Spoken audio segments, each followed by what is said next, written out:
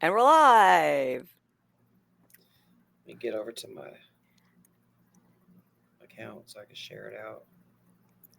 We're live early because we were just going to watch a few things, watch some like 7OH videos and stuff before the webinar started.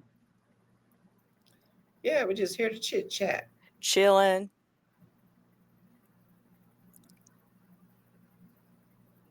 talking about the, 7OH. yeah. I'm trying to multitask. Let's see here.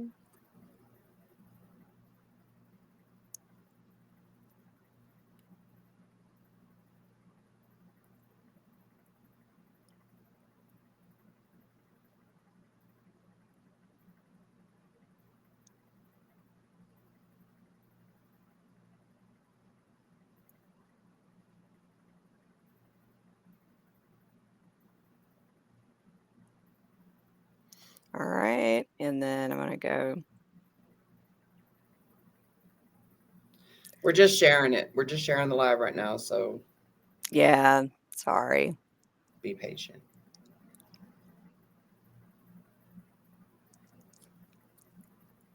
I still cannot get over North Carolina. I can't either. Like, that is so mind blowing.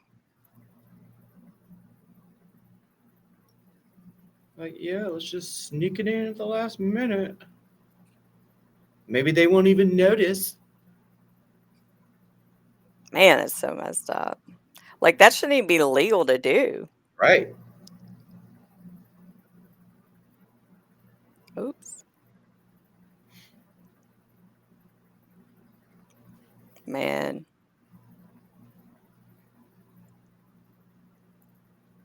You ever try to I'm about to do it again. You're trying to like type something, but you're talking at the same time, and so you start typing what you're Well, saying. yes. Yes. Oh, I can't do too much at one time. What the heck? Okay, let me try this again.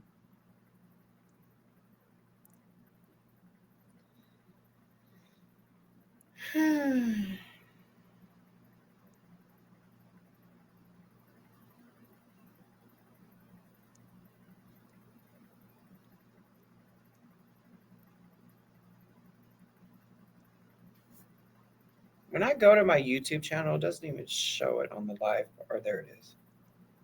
So weird.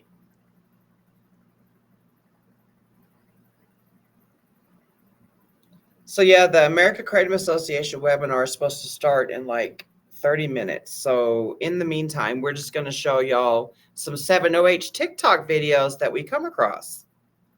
And there is quite a bit. There's a lot of 7OH video. I mean, it's just like Yeah. You know, and you know, I like to say this. I mean, it wasn't easy, you know, to try and get the message out there about what synthetic 7OH is. You know, I'm gonna kind of pat myself on the back here as well as Jen. We kind of spearheaded this movement, you know, and the fact that we are seeing more and more and more people finally feel comfortable enough to tell their stories. That's what this whole thing was about, you know, because I say this all the freaking time. I sat on that 7OH information for a long time before I felt comfortable with myself to speak. yeah, but it needed to be done. I Yeah, mean, it needed to be done. I mean, because like all these videos coming out, I mean, that's just awareness to how many people are getting suckered into the 7OH stuff, you yeah. know? You know, and yes, my account took a big hit, you know, in February of this year when, you know, my videos somehow made it to the sewer of social media, which was the Reddit rat thread, the 7OH thread. And bam, bam, bam, they were reporting me left and right. You know, I shut my accounts down and, you know, had to sit on it for a while until I started talking about it again because, you know, I work my fucking ass off. on my social media accounts. I am not a paid advocate. I'm Yeah. not monetized on none of my social medias. I'm not vendor sponsored. You know, I advocate with passion, not for profit. And the fact that these motherfuckers want to sit over there and mass report my shit because all I'm doing is spreading the current science about 7OH, yeah, y'all get the fuck on. Go on. Yeah. You know? Hey, Craig. What's up, Craig? What's up? So the fact that it's like bloomed over there on TikTok right now within the past couple of weeks, where it just like boom, boom, boom, boom, boom, one right after another. We started seeing more and more people start telling their story about their firsthand experience with 7OH. Yeah. You know, and that's what we wanted. You know, we've been, like I said, I knew about it in the fall or winter of 2023. You know, and then it was when was that? Last year. It was early last year was when I started talking about it. I didn't want to do it. I didn't want to do it because I did not want to use and this people have accused me of this too. I did not want to use my accounts as looking like I'm promoting 7OH, you know, just by me spreading the awareness about it, you know, and people have accused me of doing that. People that have followed me for years, they themselves have accused me of using my platform to talk about 7OH, and then they go get 7OH. Yeah. Now it was a husband and wife. Now they're spending hundreds, if not thousands, of fucking week, and then they went and blamed me for that shit. Like, what the hell? Sorry, I didn't mean to hit my damn computer. It's almost it's alarming seeing how it's just like grown, you know, just so many people just struggling. Yeah. But you know, like you said, Jen, somebody had to do it, you know, and not only on TikTok do we get backlash from it. We got backlash a hell of a lot on our YouTube videos. Oh, A yeah. hell of a lot. Still do. And all I got to say is if it's saving your life, get off your fucking ass and advocate for it. Right. Make your own videos. Where the fuck are y'all? Yeah. If it's saving your life, why are you staying in the sewer? Reddit. Why are you staying in Reddit under your anonymous accounts? It's just, I don't know. But yeah, so within the past couple weeks, and I freaking love that the news stations are picking up the 7OH TikTok videos. I love that. Yeah. I am just livid how ... can get things banned just by saying my kid died. All the science gets thrown out the window. We need a 2016 mass signature or gathering. This North Carolina ban was snuck in with the hemp regulation. Yep, Craig, yep. That's what I'm saying. Like, I am still mind blown, you know, that Connecticut happened, and now you got North Carolina pretty much doing the same thing. Mm-hmm. That's insane. It just shouldn't be a thing. Like, it shouldn't even be able to happen. It's almost like a little birdie got in their ear and be like, hey, sneak this in. That way they will never find out. But you got advocates that work tirelessly to find out shit like this. So, yeah. We're going to start showing these 7OH. Now, so since we're on Restream, you know, we're doing things different, you know. It's just me and Jen. And it's so the setup is kind of different whenever we show TikTok videos. And we had been over here, you know, trying to figure out if we could do it this way, if we could do it that way. And you know what? It's just there's so many 7OH videos that we're not going to just go through each one of them separately. You know, we're just going to play, you know, the 7OH hashtags that are going on. Yeah. And so that's what we're going to do. And you guys get to see what we're seeing over there on TikTok. The explosion of 7OH videos. They're calling it the silent epidemic, which is I agree. It's so crazy how many people, first of all, didn't even know what Kratom was. Yeah. but then get told this is kratom. It's just, I don't know. It's shocking. Seasoned kratom consumers. Yes. You know, they have the stories are all almost very identical. You know, they go to their, if they normally go to their vape store, you know, to go get their kratom, they're being thrusted in their face. It's dangling. They're telling them, hey, this is more potent form of kratom. Try this out, buddy. And they do. And then they done pissed out their life savings.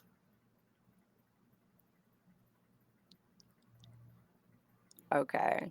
I got some up here that is good. Let me come here. So the AKA webinar should be starting in like 25 minutes. All right. So there's that. Wait. Yeah, you got to do the whole thingy. What's up, Jen? Hey! All right.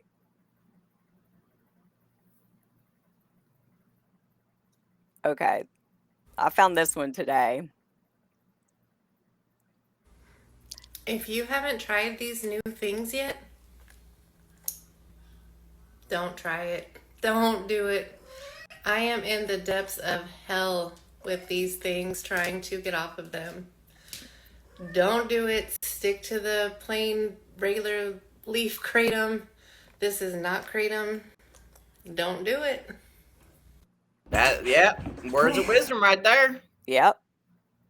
And the autoplay. Hold on, maybe I should take that off. Okay. If you haven't tried, Let's see. Are you on your favorites? Or did you type in, oh, you did the 7-0? See, here I am. Hold on. Here we go. I love this comment.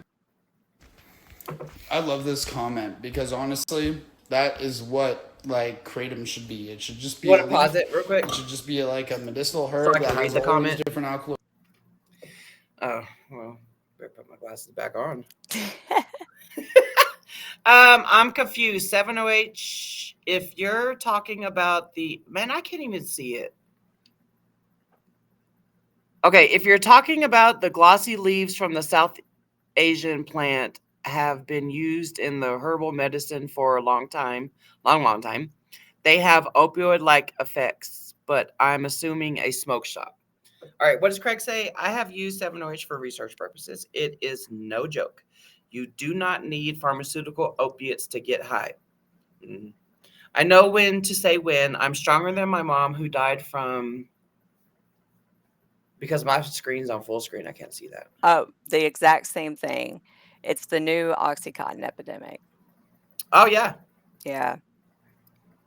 I mean, it's insane. But Craig, see, here's the thing is that these products are marketed to active addicts. And not only them, it's marketed to the chronic pain population. You know, so... And I mean, you know, chronic pain, I could understand, you know, they're not experienced kratom users or whatever, and they think, oh, well, I can just take a pill like I did with my pain medicine. You know what I mean? And it gets away. Yeah. You know, it stops working for a very long time and everything. Next thing you know, they're taking 600 milligrams. Yeah, or I've seen even more. Day. Yeah. Now, have you seen more? Yeah. It's insane. And to think that, so they sell these in the like 3 to 5 packs or whatever, and it's supposed to be like 15 milligram, 20 milligram. The highest I've seen is 80 milligram per tablet. Yeah. So they keep making them stronger and stronger. As long as they can make a buck from it, they're going to keep doing it. All right, here's this dude. It's all these benefits, right? Also, this guy reminds me of David from the Roseanne show. I swear to God, he does. Yes. But, you know, when you leave an industry like the kratom industry unregulated, people get greedy, you know, and America is pretty famous for its corporate greed. And I think 7.0 is a product of that. Like, Kratom, when it first came to the United States, that's all it was. A lot of like Eastern, I'm sure a lot of Eastern vendors, brought it over to the West, and it had those benefits and those effects. But over time, other people got wind of it that had money, had capital, and wanted to research it and make it more powerful and make more money off of it. And that's when you started getting these extracts, like they're called MIT extracts. Main brands like MIT 45, OPMS, you may have seen these in gas stations, smoke shops, even like farmers markets. Like I've heard people seeing like feel free Insane. farmers markets, but 70H is kind of almost like the final boss of these. 70H is a very little. It's in amounts in like even the regular in the MIT extracts. They were able to extract the extracts pretty much using this thing called oxidation to create a super addictive version of kratom, pretty much. Or I wouldn't even say it's like kratom. It's No. a product of kratom. And I think that's just to show, that the kratom industry has been unchecked, unregulated, and this is what it's turned into. And it's really sad because, you know what? I'm sure when kratom came over here to the West, to the United States, the people's intentions were pure. They just wanted it to be a medicinal herb. But, you can't have that for long. People get greedy, they get ambitious, and now we're dealing with a silent epidemic. Yep. Yep. So, his video, can you click on his profile and go show how we found him. Keep going down because it's like the last time I checked, it was 1.7 million views. Let's see. Is it really this far down? It might be because he's been on it. He almost every day he's out here putting. Well, here we go. putting in the Here we work. go. 1.7 million. 1.7 million views, y'all. And that's not like the only one. Like there are just. Hold on. Let's. Was there another one that was 1.7 million? Let me go back on my big screen. Let's see. Loop. You totally went out of his profile. Oh, you. Yeah, play. Oh, my bad. I love Play this the one comment that was because 1.7 honestly, million views. That is what Gotcha. Gotcha.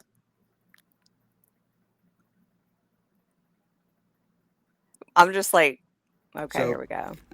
This is where we really kind of know that 7. So, 163,000 likes. Kind of know that 7.0 is a serious problem, and it's something that people should be aware of, and the dangerous of it, and how addictive it can be. So, we in the Quitting 7.0 group, we had a smoke shop owner who sells 7-hydroxy products. He came in and talked about his experience that he had the other day with a regular of his. So this guy has been coming in for years. Great relationship with the owner. The owner's even seen pictures of his daughter, his newborn daughter, like when he had his kid, like. And so he'd come in the morning, buy a bunch of 7.0 products, and one morning he came in and he was getting his usual, and then he ran his card, took his stuff, walked away, and it declined. The owner was like, "Hey, man, your card declined," right? Which is, totally normal. I didn't think he heard him, so he took more steps forward. The owner screamed, "Hey, man, your card declined."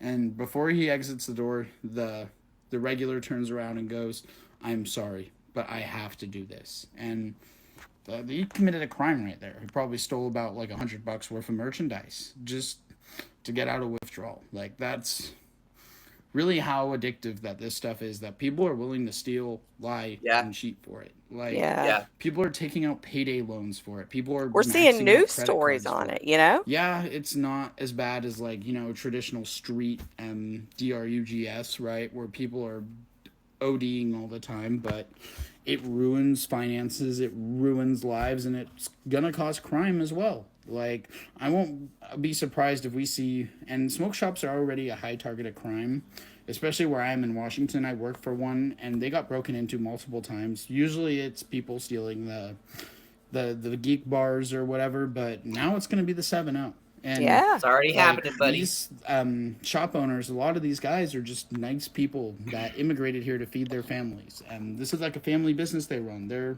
also getting hit with nicotine regulations left and right, which affects their, their income. And it's Yep. really sad. So they've had to turn to, stuff like Kratom and 7-0 just to make money and survive. Because this economy is so rough right now, and I just feel for owners out there and their safety and, what can come of this if we don't get some regulation on 7-0. So I hope this kind of helps spread some more awareness on the topic. We have Quitting 7-0 Reddit. Please go take a peek of that if you want more information about the dangers of it. We're states are going to be banning it. I know Louisiana just banned Kratom and 7-0 as a whole. But we're going to see more states follow through. I'm going to be writing a letter to the Washington state legislators on Sunday. That's kind of my plan with my day off. But we're going to be putting in work. We're going to get this stuff. We're going to keep our kids safe. We're going to keep our family safe. Let's go. Yeah, nobody's stealing kratom powder. It's only the 7-0H. Yeah. Yep. Craig, it was just a difference of morals. I can't believe that should happen, Brandon. I cannot. And I can't believe that they're trying to do it in North Carolina now. Yeah. That's insane. I mean, I haven't heard any more updates. So when the webinar, what time is it? So the webinar will start in like 15 minutes. So this is where me and him Sorry. said so at the same time. So we'll find out more about what's going to happen, all that stuff. So it's a goddamn shame, man. I swear to God. Do you want to go play that Detroit news story that just came out? Yeah. Where they actually took some of the people that we follow each other. They took their TikToks and included it in the news story. It's on your thing. Let's see here. Should be. Yep, right there. Okay. A pill known as 7-hydroxy. A pill known as 7-hydroxy. It's as addictive as many illegal narcotics, but you can buy it right over the counter. Well, it's for sale at gas stations and smoke shops, and the drug trend is just sweeping the streets, destroying lives. Is the volume low for y'all? Jessica Dupnack is here to really break this all down for us. Jessica, tell us. Is that better? How did you find out? Well, first of all, this is something that I had never heard of until a couple of weeks ago. One of our Fox 2 photographers showed me some warning videos from former addicts all over TikTok. We started digging, and what we found was downright scary. You are going to a smoke shop and you're buying heroin. When I tell you this had me slumped. When you take 2 to 4, it would look like you're on heroin, basically. You could just go to the store right now and get some more. Kratom, Zaza, gas station heroin. Gas station heroin. That's the street name for pills called 7-hydroxy. They're legal. You can buy the tablets at gas stations and smoke shops. 7-hydroxy is banned in some other countries and states in the U.S., but here at home, we found they're all over. Hey, how's it going, man? Our Fox 2 photographer went undercover to learn more about the recreational drug that is 10 times as strong as morphine, according to the National Institutes of Health. Okay, thank you, Craig. Wait, what's up, Wade? Oh, okay. At a time. They're brave enough to do that. Brave, says the clerk. That's one way to put it. It was very similar to the experience I had on any other opiate. It was that warm, fuzzy feeling, that feeling of euphoria and being numb. Isaiah Zinzer lives in Gainesville, Florida. He heard about 7-hydroxy from a famous YouTuber named There's the Tom goblin. who smoked the drug. I'm so glad he did that video. Yeah. I'm just gonna say straight up, this, if you didn't tell me what this was, if you handed me the pill form of this and didn't tell me it was 7-0, I would assume you just gave me a perk or like an opiate. The packaging almost always includes the word kratom on it. Kratom is a tree from Southeast Asia. 7-hydroxy is a compound found in that plant, but it's significantly more potent. It binds to the opioid receptors in the brain, just like so many illegal narcotics. Isaiah calls them 7-Os, and he says he was hooked immediately. It was a problem the first time I ever took it because of the ease of access and the availability of it. It was very justifiable for me to go and do it multiple times a day, every day. He even picked up delivery jobs just to pay for the addiction. As the pills took hold, he says his life crumbled. At his worst, he was taking 220 milligrams per day. The average dose is anywhere from 10 to 20 milligrams. My mom came down from Ohio to see me in Florida for the first time after 7 months. And when she saw me on that stuff, she directly accused me of being on heroin. That visit was a wake-up call to quit cold turkey, while some of his friends had to use a drug called Suboxone, used to help with opioid-like withdrawal symptoms. The withdrawal process was agony. Awful. It might not be mainstream, but people are hooked. We found bare shelves at this local smoke shop. Do you guys sell like the 7OH stuff? Yeah, the smoke cabinet. Yeah, we're kind of low because every Wednesday is buy one, get one half off. People Oh spend my. $200 on this stuff. Oh, what, like a day? About every other day. There's one guy, he comes in about 4 or 5 times a day for him. Our photographer voiced his concern over trying it, and the clerk agreed. I would say if you haven't started, I wouldn't. Yeah. Just because, yeah, people are going more towards it and spending even more, and I see them more often now. Yeah. The withdrawal symptoms are so quick. Like by the next morning, I was feeling this. I keep hearing that too. Me too. Mom Katie Bowers from Bismarck, North Dakota, was addicted to 7-hydroxy after one dose. She turned to it for chronic back pain. I actually broke my back in 2004 in a dirt bike accident. For the last 20 years, I've dealt with back pain. Admittedly, she was addicted to narcotics in the past, and this was just as bad, she says, if not worse, because it's so easy to buy. Borrowing money, hiding things, asking, lying, things like that.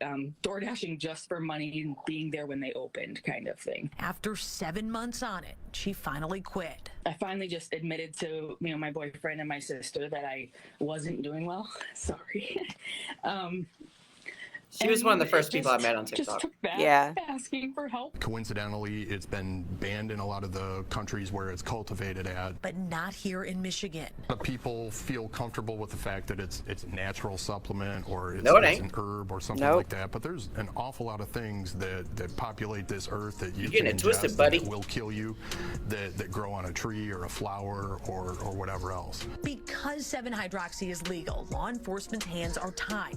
The only option right now is outing the effects of the drug. I needed to do more research before I put it in my body rather than just take a salesperson's, word for it on something I'm putting in my body like that. For now, it'll stay on store shelves. The only requirement to buy that you're 21 and up. It's very dangerous knowing someone like my little brother eventually could walk into a smoke shop and get his hands on something he has no business touching. Now we talked to an addict specialist over at DWIN. Their stats show that 7-hydroxy is more used in the suburbs, not in the city of Detroit. They do have a 24-hour staffed hotline. If you are in crisis with 7-hydroxy or any other drug, that information is on our website.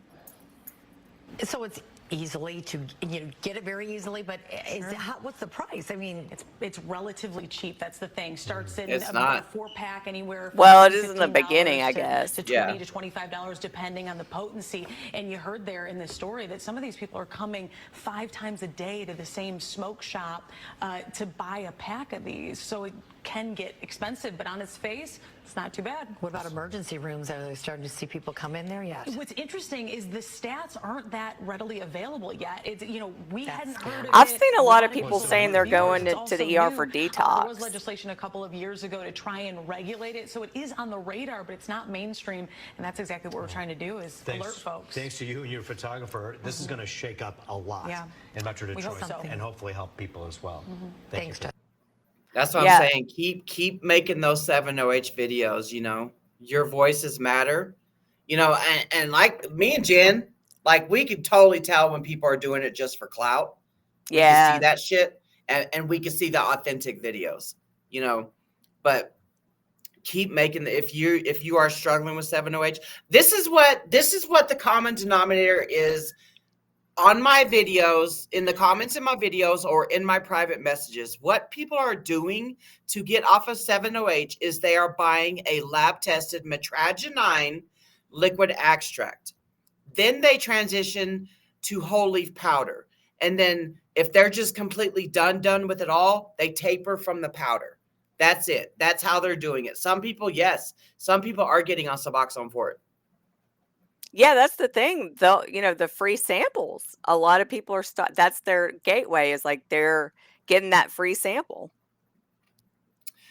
Wayne says, dude. A guy I know who's an addict was hell-bent on trying. I told him not to. 3 days of taking 80 milligrams a day. He had to get on Suboxone to come off. Man. I really, because, we've all been there struggling, especially with addiction. It's like, I just feel so bad for the people that go into it just completely having no clue. And then I constantly, whenever I'm posted up about this shit, like I did yesterday on Facebook, I'm constantly having to go over round and round with people in the comments who want to defend 7OH. And yes, they, 7OH, yeah, it's saving somebody from illicit fentanyl. Cool.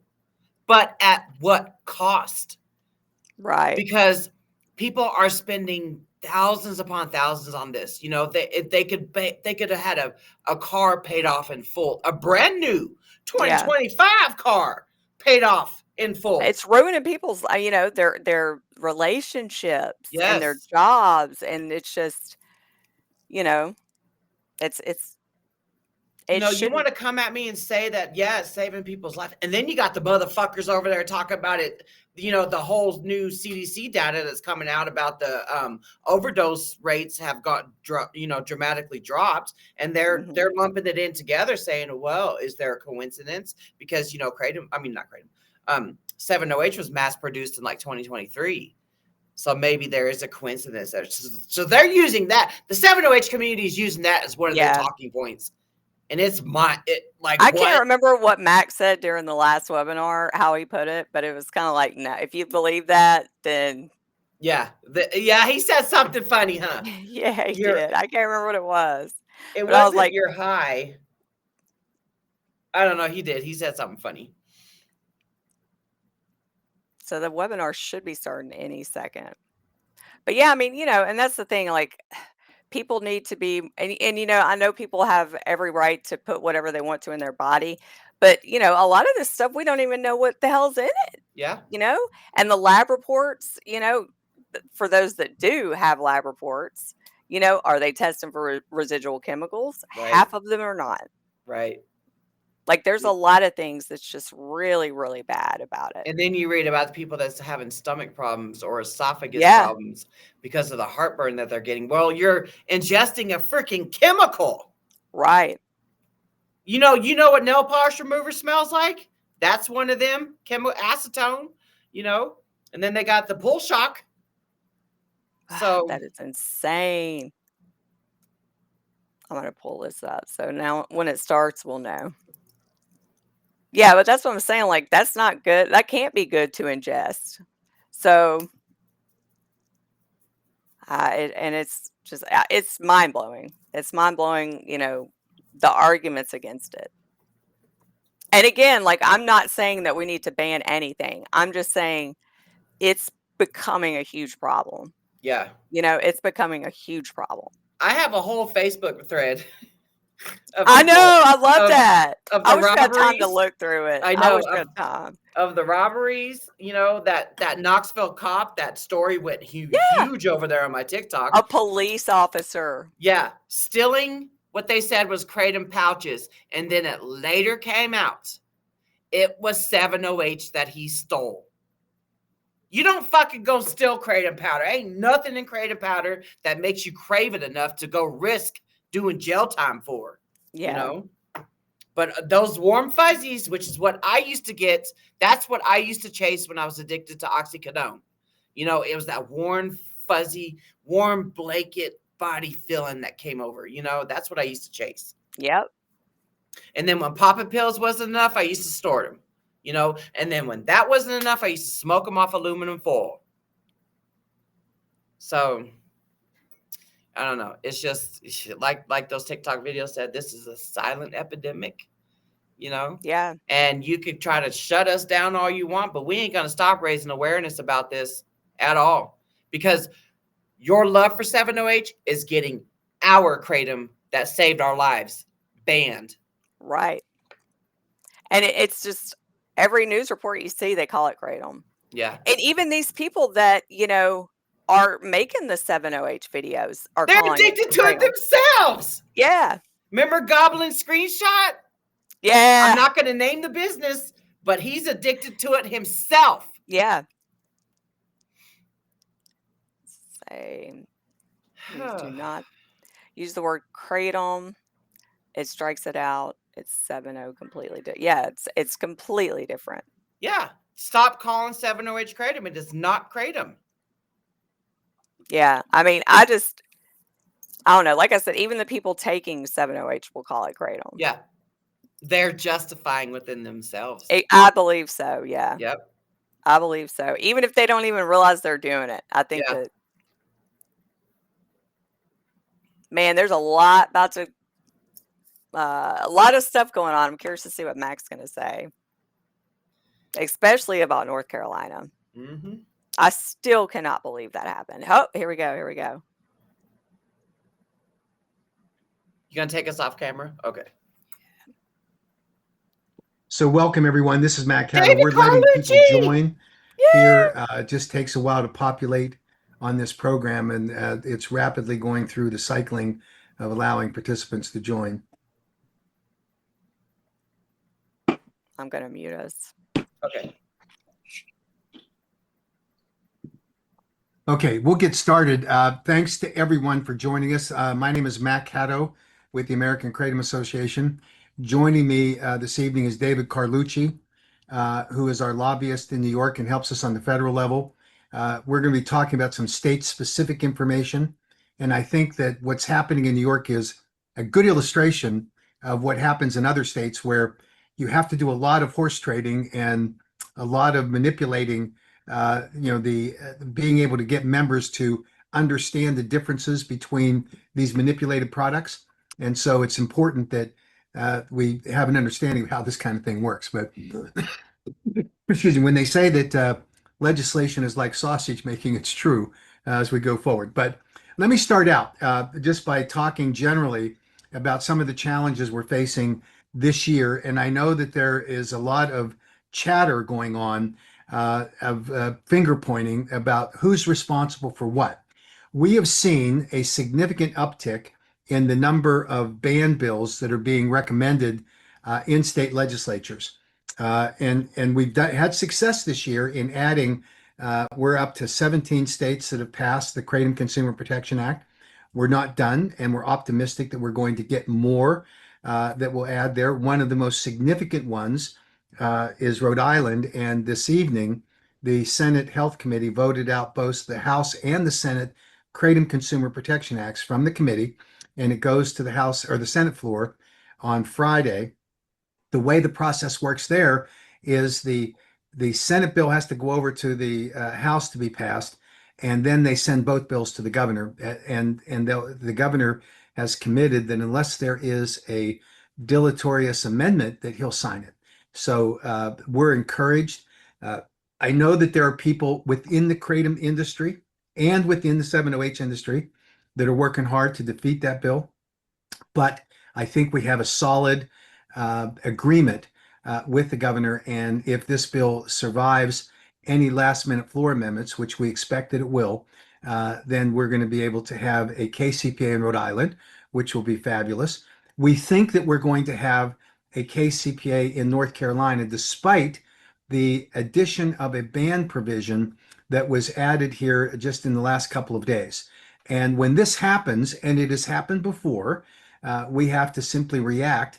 A member of the chamber, in this case a senator, has the ability to amend any bill that they want, and they then have to start the process of clearing that legislation through. We have a Kratom Consumer Protection Act, which we've been working on for a couple of years and has good support in both chambers. And so we're fighting hard that to get this through and be able to defeat that ban bill. We've seen similar ban bills that get traded off. Nebraska is a great example. We had a ban bill and we replaced it with the KCPA, and the KCPA prevailed. We saw that happen in South Dakota. Obviously, an important process for us to go through. So this is just a process that we have to work with.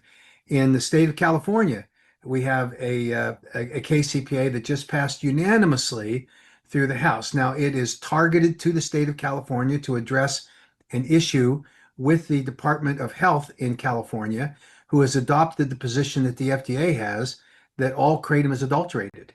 And so we're clearing the pathway, and then we know we're going to have more work to be done on that bill next year, but we need to get this through right now in its current form in order to clear the pathway for legal kratom sales in the state of California.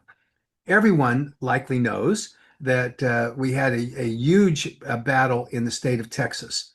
Senator Perry in the state of Texas, who's a very influential member of the Senate, a chairman of a committee, used every one of the levers that he had available to him in order to ban kratom.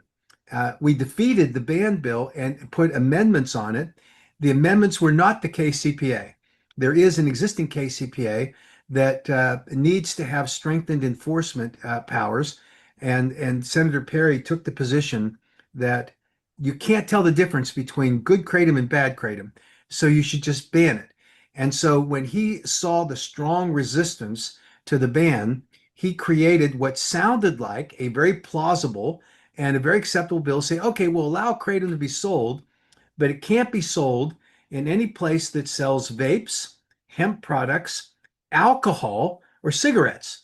What's left? Milk? I mean, this was a de facto ban that he had on kratom, and it was a monumental lift for us to be able to defeat that amended bill because of his power in the legislature and the SWAT that he brought over to the House to try to bully his way through. And thankfully, through an excellent lobbying effort and advocacy messaging that reached the leadership of the House, they resisted the Perry bill, and we found that it died. And we've got work to do between now and 2 years from now. Texas is one of those states where they meet every other year. And so we've got some work to do in terms of doing some required research that the legislative leadership has asked us for, that speaks to the benefits that people experience in using kratom, and evaluating the safety of the products that are on the market and identifying a demarcation of what the bad products are. And we're going to work on that and prepare for it. We did not have similar success, unfortunately, in the state of Louisiana. We ran into just as biased a person as could be in that with Senator Morris over there. And you just have to watch the hearings that were going on and the treatment that he had for witnesses that appeared before him. You had Chris McCurdy from the University of Florida, one of the preeminent kratom scientists in the world, who was disrespected by the committee and by obviously by Senator Morris and his committee. You had in the follow-on committee hearing, you had Kirsten Smith from Johns Hopkins University and Jack Henningfield, both preeminent scientists, and he mocked them and ridiculed them, saying, well, you're not doctors. And Jack Henningfield said, no, I train doctors in this space. And they've done all this wealth of information on kratom and its psychoactive properties and evaluation of its safety profile. He wasn't interested. And he was successful in ramming that through. Now, those two experiences, there are some within the kratom industry that have decided that they're done with trying to be reasonable, and they're taking the position that that there's no kratom product that can be defended except pure leaf kratom. The American Kratom Association has taken the position consistently that we follow the federal law with respect to market entry of kratom products. That law says that if the manufacturer has a reasonable basis for safety based under the conditions of use for labeling, they are able to enter the marketplace. It is a standard that is strict. You have to have evidence and data. And it is why today the 7-hydroxymitragynine products do not meet that standard, and why at the American Kratom Association, we oppose the market entry of those products. You have to meet that standard of evidence and data that documents the safety profile of your product. It is not sufficient to piggyback on other research, for example, the way the 7-OH people try to do by saying, oh, well, there was an evaluation during the scheduling recommendation by the DEA that recommended by the FDA, and they evaluated both mitragynine and 7-hydroxymitragynine. Well, no, 7-hydroxymitragynine products didn't enter the marketplace until 2023, and the evaluation was done in 2018 by Dr. Brett Chua at the Department of Health and Human Services, and he did not look at super concentrated synthetic 7-hydroxymitragynine products. He did not, and yet they claim that that's the case. The protections of the federal law for market entry are equally as strict on kratom products. If your formulation of the kratom product, whether it is a pure leaf product or a product that uses food grade solvents to extract your products, meaning you strip out all the potential microbial contamination, heavy metals, all of that, and you end up with a product of the extracted mitragynine, there's nothing wrong with that, as long as you use the food grade solvents that the FDA approves. It is when you use super concentrated chemicals that leave what they call artifacts in the kratom product, that's where you get into dangerous products. And so it's a critical issue here for us to be accepting of products that meet the safety standard required under federal law for market entry. And the bottom line for us is that consumer protection requires scientific integrity and honest labeling. That's the standard. And we are not going to be in a position of picking winners and losers in the marketplace based on the desires of a specific competitor who wants to shrink the marketplace, eliminate competing products just because they're formulated differently. And their argument is the distinction between pure leaf products and extract products is somehow a demarcation line that they can identify. It is not accurate. And that's important for us to do. And I know that other advocacy groups are going to be pushing this. And I think it is a mistake to do so because we think it's important that, and we categorically reject any implication that we support the marketing of products that fail to meet the standards I just articulated. We have consistently called for bans on synthetic and semi-synthetic and purely chemically formulated kratom analogs, especially those that contain the elevated levels of 7-hydroxymitragynine, which do not occur naturally in any meaningful amount of the raw kratom leaf. But we also support, again, the introduction of those products of which the evidence and data possessed by the kratom manufacturer on those products. The Louisiana ban was driven by misinformation, not any regulatory failure, which some groups are now advocating happen. For example, the Global Kratom Coalition attempts to reframe the Louisiana kratom ban as a failure of the broader kratom industry not to wake up and recognize we can't have extract products. That debate was riddled with misleading claims by Senator Morris. Who not only attacked the top global scientists in the world, including NIH-funded experts, but he also spread scientifically inaccurate statements conflating high-potency synthetic-like extracts with traditional kratom and properly formulated kratom extracts, as I've described. Senator Morris's quote dismissing the scientific distinction between kratom and synthetic concentrates undermines any credible policy discussion. And if we're going to adopt the standard, as now is being recommended, as we understand it, by the Global Kratom Coalition, to cite broad FDA statements as definitive. So they cite the fact that Senator Morris said that OPMS Black products were cited in a consumer advisory by the FDA. That is true. But what the FDA has not done is documented the basis upon which that advisory was issued. And they're currently in a legal battle about whether that should happen. But the critical point is if we are going to use the standard that if the FDA demonizes any kratom product, and that's the basis to remove it from the market, then we're in dangerous territory, because we know that on the FDA and kratom webpage, the FDA asserts the claim that all kratom products are adulterated per se and as a dietary ingredient, and therefore are not legally marketed in the United States.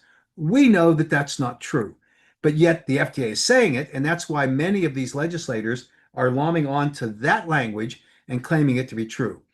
All of us remember, and if we're going to use the standard, if the FDA targets you, singles you out, and says you're subject to a regulatory enforcement action, therefore you can't be on the market, we all know that the FDA took an unjustified, completely unjustified regulatory enforcement action against Feel Free.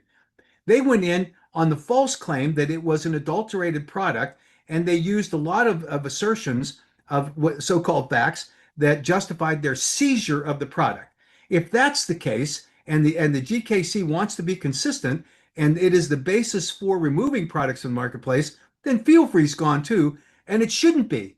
It shouldn't be, because they have, according to them, and we take it in good faith, they have the evidence and data that justifies the evidence for their entering the marketplace and in terms of the safety profile of their product. But just because there's an FDA warning, or there is a class action lawsuit or a product liability suit that's issued against a kratom product, and that becomes the basis to conclude that that's a violative product, then we're all lost, because there won't be any kratom products on the marketplace. We are equally opposed to definitions on the mitragynine content of a kratom product, the levels at which they're there, because different formulations can meet the federal standard for having sufficient evidence and data to document the safety profile of the product under the conditions of use. So you can have pure leaf product, you can have extract products, you can have liquid products and capsule products, you can have powders, you can have a number of different product formulations, all of which meet the standard that I've discussed. And there should be no way that we apply this self-serving criteria to eliminate competitive products out of the marketplace. And most importantly, from our standpoint, you deprive consumers of choices of products that they find to be acceptable and useful and beneficial based on their purchasing of those products along the way. And as long as they meet the standard for being safely formulated under the federal standard, they should be allowed to remain on the market, and consumers should have them accessible, and it should not be a battle between competitors. I would also say that at this point, unity, not division, is the great path forward. We all know at Aesop's Fables that they wisely noted that united we stand, divided we fall. Consumers depend today on a diverse, responsible kratom marketplace that includes a range of kratom product formulations, from raw leaf to properly extracted products, so long as they're safely manufactured, accurately labeled, and properly regulated.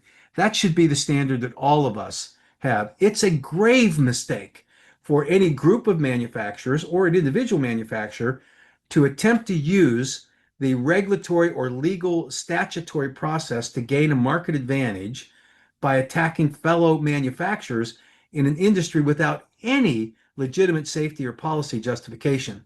It just gives more ammunition to the prohibitionists, and it invites a wave of unjustified bans. We're seeing that in Louisiana, Connecticut, and North Carolina. We don't need more of it being fed by the industry itself.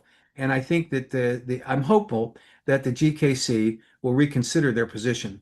We invite every stakeholder in this industry to work collaboratively on realistic and enforceable standards without resorting to smear campaigns or public infighting that benefits no one except those people that want to criminalize kratom. That's the bottom line for us. So as we approach the remaining states that we are working with in this current legislative session, and that includes North Carolina, It includes New Jersey, New York, Massachusetts, Rhode Island until they finish off. We're still fighting in Connecticut. Hopefully, the governor is going to veto that bill. We're working in Ohio. We have some potential opportunity, well, obviously in California, some potential opportunity in a couple other states with special sessions, including Illinois, where we can make our case. But look at the challenge for us in the upcoming year. And this is why I argue strongly as I can that we don't divide each other, but we're going to face a ban in Tennessee, no doubt, because of the misinformation that's being circulated. We're going to face a ban in the state of Washington. We're going to face a ban in Montana. We're going to face a ban in Missouri, all because of infighting and because of the influence in large respects by 7-hydroxymitragynine products in the marketplace. We're going to see it in Illinois. We're going to see a continuation to preserve the ban in Indiana. We're going to see the same effort in Arkansas. So a lot of these states can be properly lobbied if we are unified and we work together, and that's what we're hoping for as we go forward. So I'm going to let David explain what the current situation is in New York, because this again, as I said at the outset, this is an example of how sausage is made and how our best outcome sometimes doesn't work, and you have to work within the parameters of what the hand that we're dealt. So David, I'll let you take it away and explain what's going on with the two bills up in New York that we're Thanks, Mac. Really appreciate it. And agree with you 100% that unfortunately we're seeing a flurry of activity, and mostly because of 7-OH and how that's really impacting the market and the lack of knowledge that many lawmakers have. And that's what we've seen in New York. So we've had 5 bills introduced this year in New York dealing with kratom. We have our bill, the KCPA, which we've made amendments to, and we have good language now. We have 2 age restriction bills that were introduced. We had a ban bill, and we have a labeling bill. So the 2 bills that made it through the legislative session, we have a labeling bill and we have an age restriction bill. And so the way in New York State, we have the opportunity that once it passes the legislature, it passes through the Assembly and the Senate, we have this ability called a chapter amendment. And so basically that is, instead of the governor vetoing a bill, if they can make an agreement, it's basically a handshake agreement between the legislative leaders of both chambers and the governor. And typically that's the sponsors of the bills. And they agree to amendment language. The governor signs the bill, and then they enact it in the beginning of the next legislative session. So basically, what we have the opportunity to do is to make these bills palatable and make them better than they are currently right now, the language that they currently have. So first, the age restriction bill, all that is that you have to be 21 to purchase kratom. And then they have attached to that bill a study that would be done by the Department of Health. And we're going to work with the sponsors of the bill. The sponsors already indicated to me that he's open to this and willing to do it, to strip out that study bill.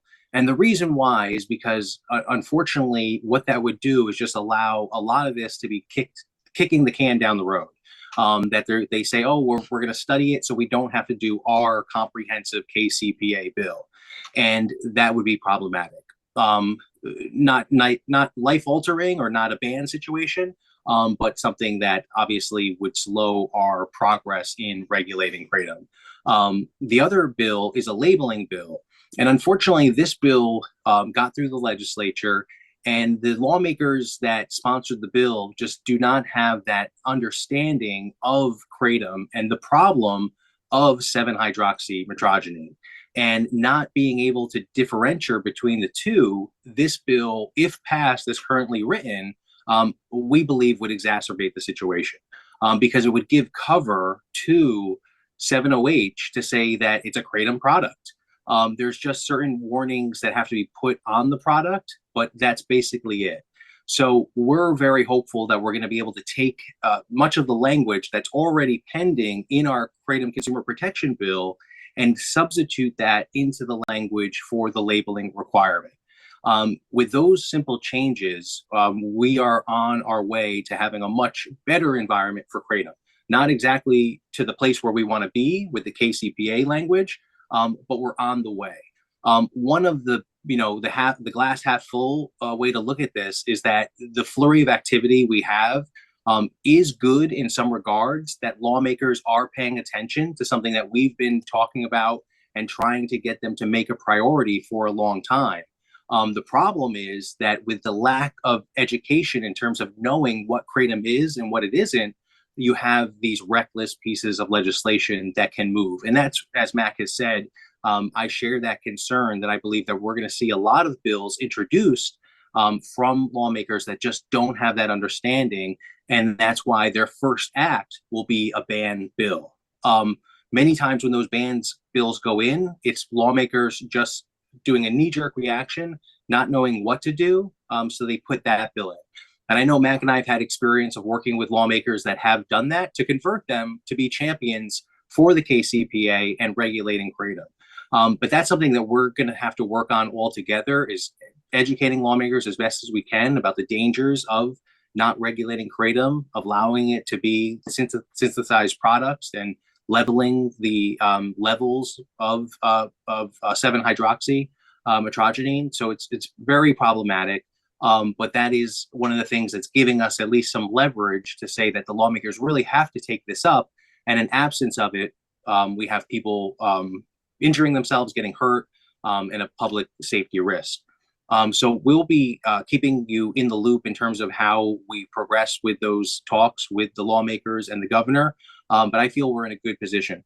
One thing I want to address in terms of we've had a ban bill introduced in New York. That bill was not moving anywhere. It's a bill that just did not get the attraction to lawmakers. In New York, we have an environment where the legislature is really not keen on developing new penalties or new criminal actions. So that's something where the way that bill was written, especially the ban bill, was to schedule it. And we don't have a system to schedule in New York State the way that the bill was written. So it wasn't a serious bill, but I do understand that it gets people very concerned. And we should be concerned when we see legislative actions like that. But it has been an opportunity for me and my team and advocates to talk to lawmakers that are interested. We talk to the ones that aren't interested as well, but obviously we get a better reception from those that actually are engaged in this issue, that we can educate them about what is really going on. So that's where we are in New York. And I think it's an example of what is happening in other states in terms of just a fury of activity and just not really understanding the basics of what kratom is. So I think that we're in a good spot there with the labeling bill, with the age restriction bill, and moving us closer to getting a comprehensive KCPA bill passed in New York. So thank you, Mac, and happy to take any questions if that's appropriate. Hang in. And if anyone has a question, you can put it up on the Q&A. And Andrew, I can tell you, we as a webinar, we don't need to see or hear you. You're there. We can see your question, and you can you can submit a question if you would like. And that's the way to do it. And then we'll answer each one. We will not finish until we answer all of your questions, I can assure you. So part of that. The one last report that I'll give you, it involves the federal level. We have been working with our sponsors of the Federal Kratom Consumer Protection Act, and we've cleared new language which specifically will include very tough regulations on 7-hydroxymytrogynine products. And that language should be, it's been submitted to the Ledge Council. The Congress is pretty busy right now, so we think it might be a week or two before we get it filed, but we're very encouraged that the new language toughens up what we've learned about 7-OH products, and we're going to be working there. I'm going to go first to Michael. He points out that a woman in Illinois has a petition to ban kratom because she blames her husband's suicide on it. Also, another alleged death in Adams County, Illinois. All I see is 7-OH being sold in gas stations. Any way we can get it removed, would KCPA legislation solve this issue? The answer to that is yes. Our Kratom Consumer Protection Act does solve this issue because it puts restrictions on synthetic, semi-synthetic, and purely chemically formulated kratom-like products.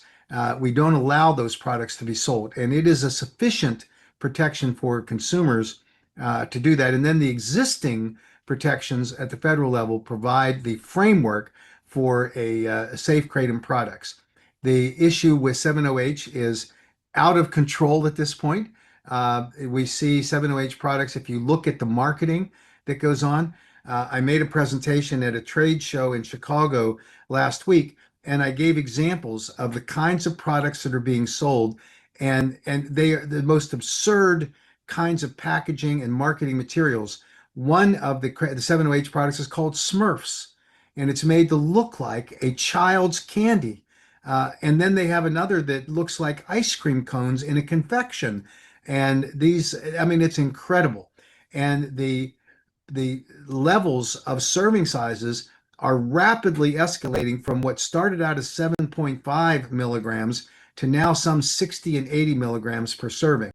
One of the leading producers of 7-hydroxymitragynine products in the United States testified in Rhode Island and said that 28 milligrams was a serving size that was acceptable. In Massachusetts, he testified that you could sit down and eat 2 pounds of 7-hydroxymitragynine and it wouldn't hurt you. One of the legislators caught me in the hall afterwards and said, well, let's take him up on that. Let's hook him up to all of the vital signs and let's let him start eating. And we'll know precisely when he died. It was in jest, but it's true. There's no way that anyone could ingest that level of 7OH and survive. All of the troubling and alarming data that is being produced by scientists right now show that as a full mu opioid receptor agonist, it's not a partial agonist like mitragynine is. It has the same effects as an opioid, and it has the same addictive qualities, euphoric highs, and the respiratory suppression. So this is a ticking time bomb in this industry. We have to act to protect it, which is why we're so tough on it along the way. So our bills do that. We're going to continue to strengthen them. The new federal bill will do that. I can tell you that the 7OH people are actively lobbying. They're out there saying, oh, this is just a turf war. This is just people trying to compete against one another, trying to eliminate us. No, it's a safety issue for consumers. That's the bottom line for us. And they can have fights in the competitive marketplace, as I referenced earlier, and those should be on a product competitive basis for consumers to choose, but it should be among a universe of products that are safe. And I can tell you that the lead scientist for the 7OH product industry presented in Florida at a meeting that we had in January, and he acknowledged that there was no evidence and data that scientifically justified the safety of 7OH products in their market entry 2 years ago, nor in January of 2025, and that they were hoping that they would have that scientific data by the end of this year or in 2026. That doesn't meet the federal standard. So we're fighting hard against these 7OH products, which we think masquerade as kratom products, mislead consumers, and they're dangerous. And so until they can prove that under the conditions of use, an appropriate label for it, if you were to take the naturally occurring levels of 7OH, as we've observed it, that occurs in the natural drying process of the kratom leaves prior to them being powderized and shipped to the United States from Indonesia and Southeast Asian countries, you would see less than 0.4 milligrams per serving of 7OH. And then you can contrast that to 28 milligrams or 80 milligrams. It's just not safe in the way that it's done. An anonymous attendee says, I think the only way kratom survives in the long term is for it to be definitively separate from synthetics. I agree. Pure powdered leaf and only simple extracts that do not alter or enhance alkali ratio. 7OH is not, kratom pseudo is not, kratom is a leaf. I agree in part. Again, it goes down to the conditions of use on extract products that use FDA-approved food-grade solvents, which limit the ability to increase the potency of the mitragynine that's in that product. So that's just something to keep in mind. Misty says she's tired of the pissing contest, as am I. I'm hopeful we can get back into a reasonable discussion that we can align together, and we will be more successful in a unified approach rather than fighting one another. We're working hard to do it. Kevin says, hopefully you are educating lawmakers that these synthetics are not kratom. We do that every day. Every time we get the chance, we're circulating peer-reviewed research on the distinctions between pure kratom and synthetics. We're doing our very best, and we're going to continue to do it. Samantha asked if Governor Landry wrote back to you on the letter we sent. Not yet, but we're in discussions with them, and there is some interest. A little bit logistically difficult to have a Kratom Science Commission, but we're hoping that that he'll accept that and we can move forward with it. We're going to continue to work with him along the way, hopefully to actually take care of that. Glenn says, at this point, there's no way anyone's going to convince me that this is about passion. Just by the way they are going about manipulating is not done by a layperson. Someone with experience of sneaking these laws with the top couple of the KCPA, couple at the top of the anti-Kratom group, and one or two professionals are benefiting financially. These are great points, and I think that they illustrate the challenge we have where you find some well-placed, highly funded anti-Kratom groups that are having influence, and you see this narrative that's based on what the FDA is doing. And I'm going to discuss before we close what we're doing at a federal level about trying to change the narrative at the FDA. So, and Glenn goes on to say that 708 should be banned. Absolutely the case. Marvin asked what's going on in North Carolina. Excuse me. First, we're fighting this ban. Secondly, we're promoting the KCPA, which has already been through multiple committees. We've had testimony on it, had good success. I think we're going to continue to push that and fight against this irrational ban proposal that's been proposed. Stephen asked, in general, are legislators specifically voicing new concerns that come from the 708 that they did not have before it came on the market? What we're seeing is that they're reacting to reports from consumers who come in and say, I'm taking Kratom and I'm hooked. I'm hooked within 2 weeks. I'm feeling these euphoric highs. This is much different than the Kratom I used to take. Well, the reason is they're not taking Kratom. They're taking a synthetic or semi-synthetic 708 product or its successor products, Sudendoxil, and then there's an MG now, all of which are chemical formulations that's very akin to what happened in the hemp industry, where they started to amp up the potency of intoxicating hemp products. And we see that's now led to action at the federal level, where there was a proposal that passed the Probst Committee to ban all hemp intoxicating products. That shows you the level of attention that can come to it if you continue to do that. John asked. And Mac, if there's a way to circulate that op-ed that was in the Hill yesterday, written by the former head of the CDC, that really helped explain that issue, because we've had a hard time, obviously, talking to people that never heard of Kratom is something I'm sure we've all experienced, and it happens a lot, particularly lawmakers. Now we have that extra level to tell them that this product that says Kratom on it is not actually Kratom, and so it has been another level of difficulty. But there was a great op-ed yesterday in the Hill publication that I thought was really intelligently written, and obviously someone that knew the facts and has credibility helps us in that argument of why it's so important that this is regulated. So thanks, Matt. Well, and Tracy asked a question: will the New York bills be voted on this session ending in June? Yeah, so so the session just ended yesterday morning. And so the bills, we had 5 bills introduced, 2 did pass, but that doesn't mean that they go into law. Now we're going to be working with the governor and the sponsors to make specific amendments to those bills.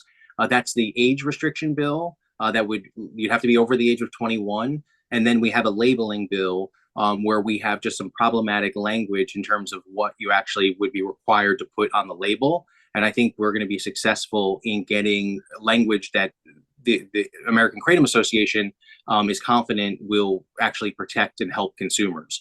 And then we're laying the foundation with these bills to get the comprehensive KCPA passed in New York.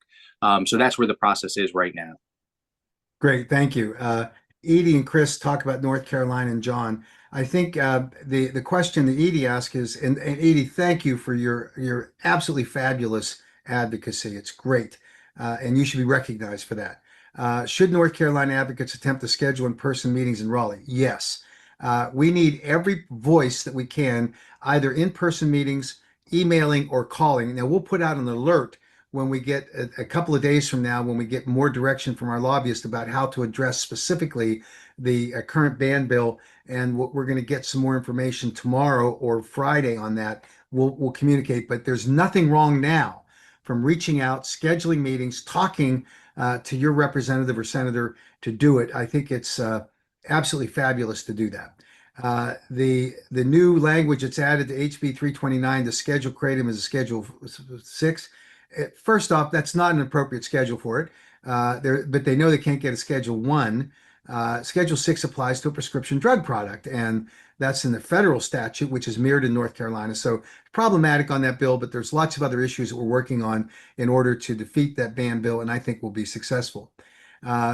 Laurie asked, does anyone know how the Indonesian Health Ministry sits on 7-OH?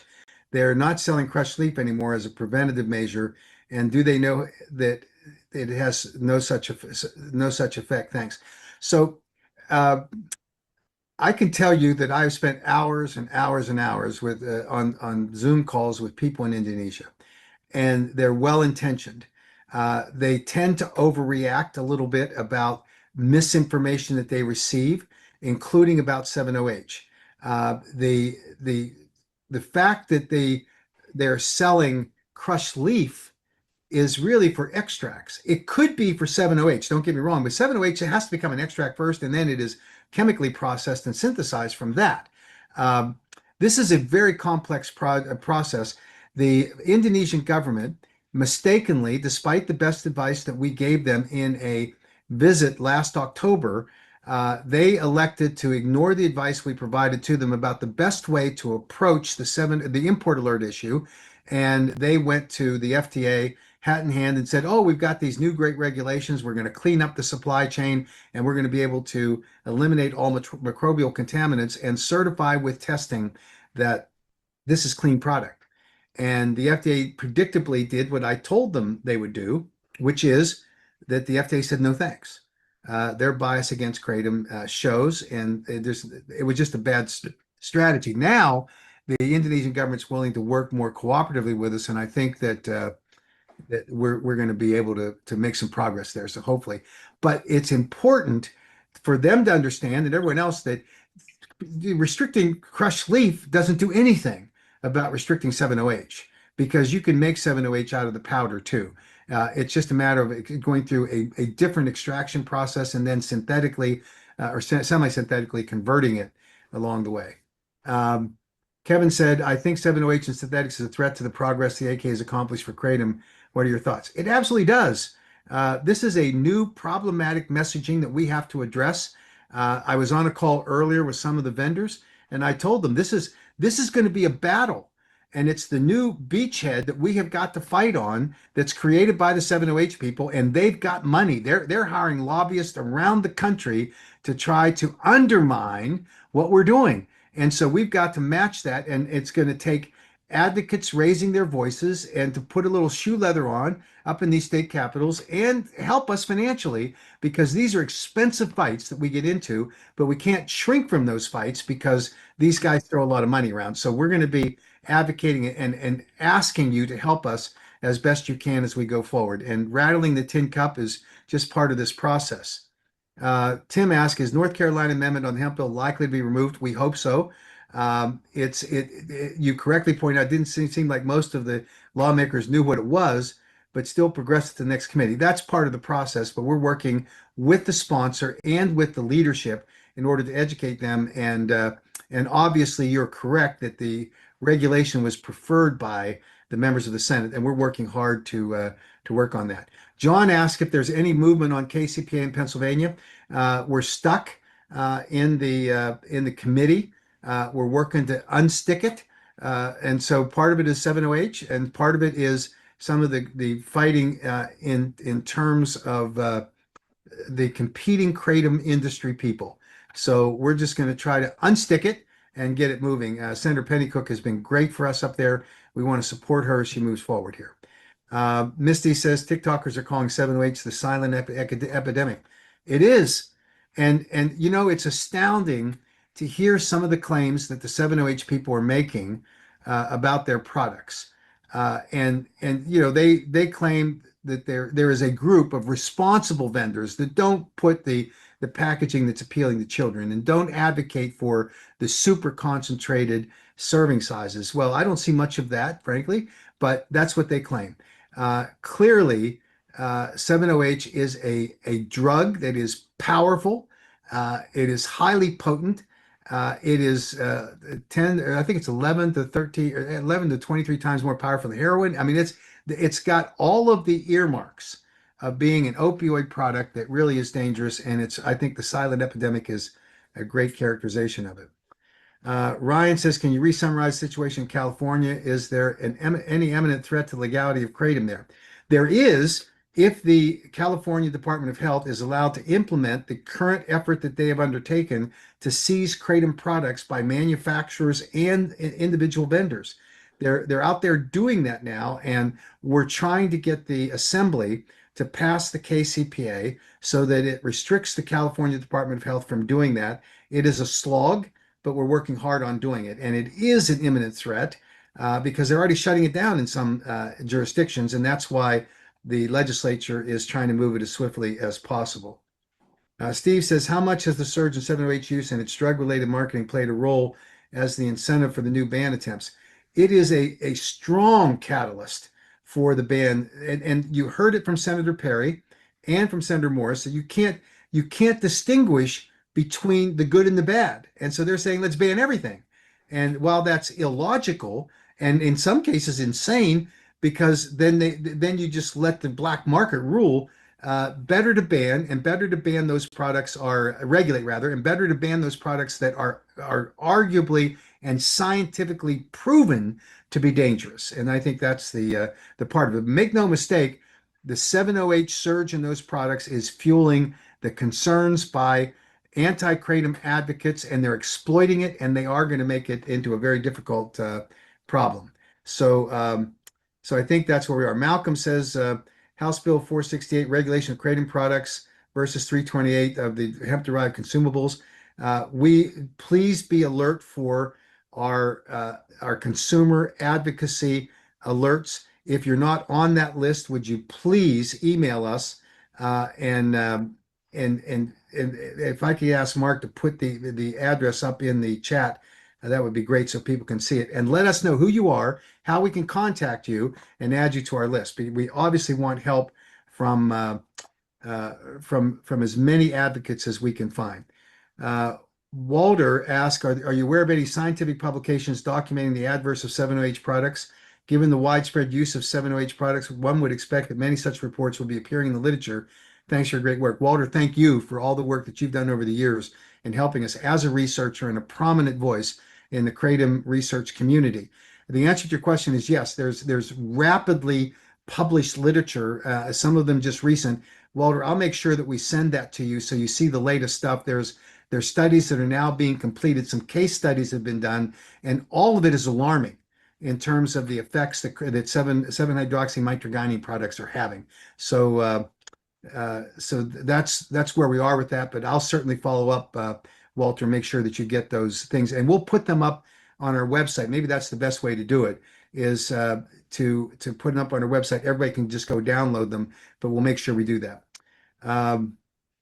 Marvin says, is OPMS a 7-OH? The answer to that is no. If you're talking about the OPMS brand, I've reached out to the people that run that brand. There were rumors being circulated by some of their competitors that OPMS has a 7-hydroxymytrogynine product. They do not. They have advocated against them. They have fully supported the AK's effort to make sure that 7-OH products are banned.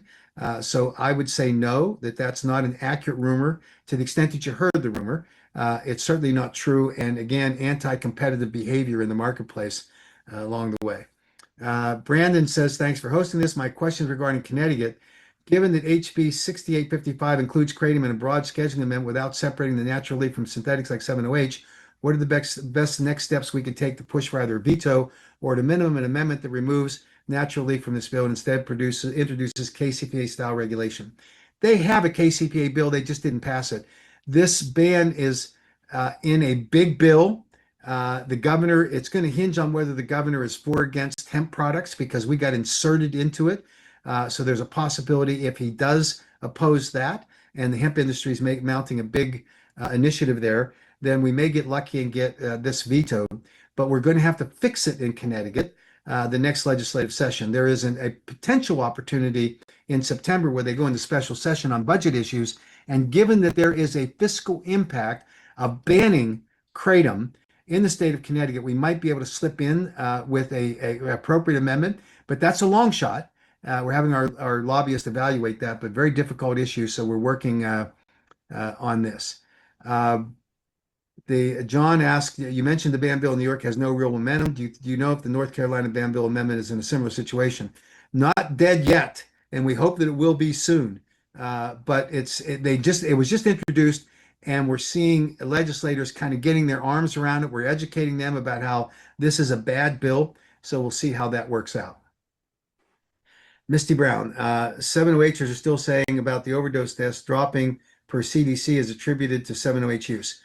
This is probably the most egregious example of stolen valor that exists in the medical space.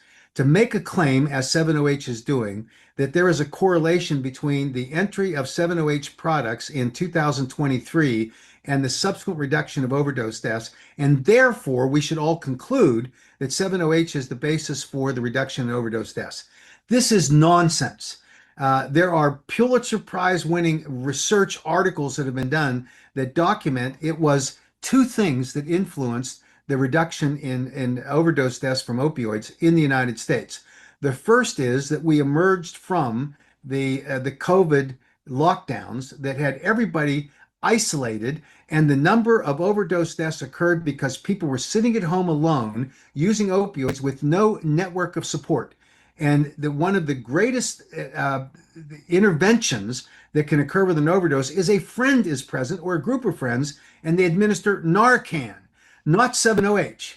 And Narcan, because of the evolution of our coming out of COVID and isolation associated with it, and the wide distribution of Narcan, which the government facilitated, is why we saw that reduction. And that is documented. It's not pie in the sky nonsense. It's not someone stealing the valor of what Narcan is doing and claiming it's them. That it is offensive.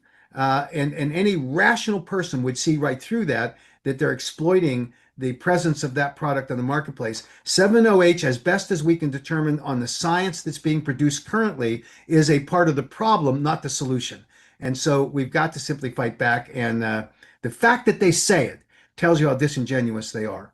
Ryan asks, when does the Connecticut law go into effect if the governor doesn't sign the bill? The section that bans kratom says effective upon passage. If the law does get signed, how long does it take before kratom is officially banned in Connecticut? It's effective on the date of the signing of the bill, as we understand it. So we want to hopefully get it vetoed, but it's problematic because it will become effective immediately. Now, how it's enforced is a separate question, but the ban will be in place there shortly. Whether the governor signs it or it becomes law without a signature, it still will become a ban. Ryan asked, what is the game plan in Connecticut? Are there scheduling hearings in October? I believe the deadline for the governor signing the bill is quite close and it automatically becomes law even if he doesn't. Absolutely right, it does. We're hopeful that we are going to be able to talk to the director of consumer protection because there's a little bit of leeway on how enforcement can take place. We're hoping to convince that individual that we're going to be working with the legislature in order to get this bill amended and allow for appropriate regulation along the way. So I think that's something that we're going to work on. Michelle asked, the ban is dead in Texas, right? Dead as dead can be until 2 years from now, where we'll have to fight that battle again. But hopefully we're better armed, better prepared, and we're going to be fighting hard in Texas. The ban or the over-regulation bill in Florida is dead as dead can be. And that was great that we were able to stop that bill because we thought it was awful. The Department of Agriculture is the boogeyman there, and they're anti-kratom, and they just want to over-regulate it. Ryan asked, update in Connecticut, we've done that. Misty says, answer this. Your fight against 7-OH is exactly why kratom as a whole is in trouble throughout the country. You thought you could demonize one alkaloid without jeopardizing the entire plant. It backfired. Now, instead of realizing that and fighting for proper labeling, you continue to double down on banning 7-OH. You screwed millions of users over greed and ignorance. Well, that's an interesting point of view from a 7-OH manufacturer advocate. And I've been called worse It doesn't feel good to get into these kinds of battles.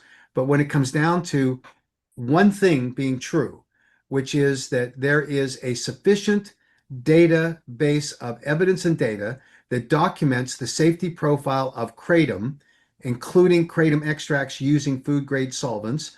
That documentation is there with market experience demonstrating that those products are safe. There is no evidence and data that the 7-OH industry can point to that documents that their products are equally grounded because they don't have any of the science. Oh, they're going to get to it, they claim, and we will have to look at those scientific articles closely because it takes appropriately designed, rigorous scientific studies in order to document the safety of your products. Ryan asks, I can stop asking questions after this. No, your questions are welcome. Is there any information on the movement toward the KCPA in Minnesota?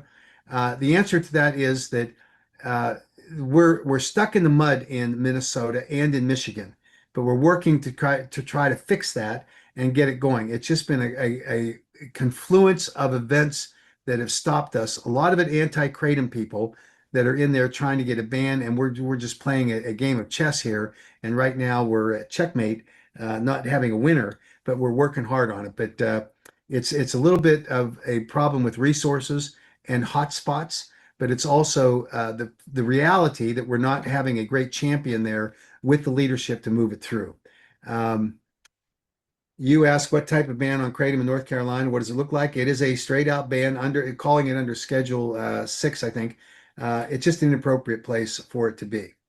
Ronald asked, Matt, can you expound on the challenge ahead for Tennessee? I'm sure you've heard of the officer that got caught stealing kratom in Knoxville. This is a very bad look. What are some of the things we can do now to get the jump on this battle? Ronald, absolutely a great point. The challenge in Tennessee is twofold. One is that there has always been this bias in the legislature against kratom.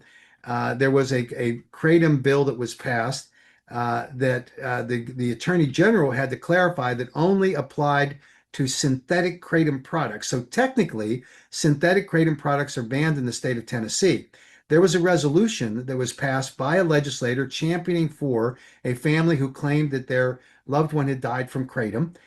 We don't have any data or any autopsy reports on that death, but it was obviously a sensitive issue. The resolution calling for a ban or the regulation of kratom, we decided to let go for this legislative session. In working with key legislators, they thought the next session would be appropriate, and we're going to be defining the difference between 7-OH and kratom. And by the way, the news media hasn't caught up yet because the police officer who allegedly stole kratom was stealing 7-OH. And that's understandable since it gets you high, gets you hooked. That's what was going on. So we're going to get the jump on the battle by being prepared in Tennessee and get out in front hard prior to the legislative session. We've got great advocates there, great people who are in the industry that operate in Tennessee. So we're going to be working hard on it. Jenna says she thinks that Connecticut's going to be difficult because maybe if the ban is vetoed, can the KCP also be tied to some harm reduction things going on to make better headway? It's always about, and it's an excellent point, Jenna, it's always about finding the legislative vehicle to get through and the basis upon which the legislators can accept the notion of it. Kratom is a valuable harm reduction tool. That's not me saying it. That's Nora Volkow, who is the director of the Office of the National Institute on Drug Abuse. So yes, I think we can find ways to do that along the way. So thank you, and I think we're going to look to that opportunity to increase the chances of success. Jan says, where are things in Massachusetts? That's a slow-moving state, but we've had the hearing on it. The chairman of the committee was impressed with our argument. He heard from the anti-kratom people. He heard from the 7-OH people, believed that our regulatory approach was the best thing. It's just the way the process works up there, but we've got lobbyists on the ground who are excellent, and we're working on it. Ryan asked about Connecticut. I think we've answered that. Sal asked about Connecticut. You can go back and watch this once it's posted on YouTube, and you'll be able to see it.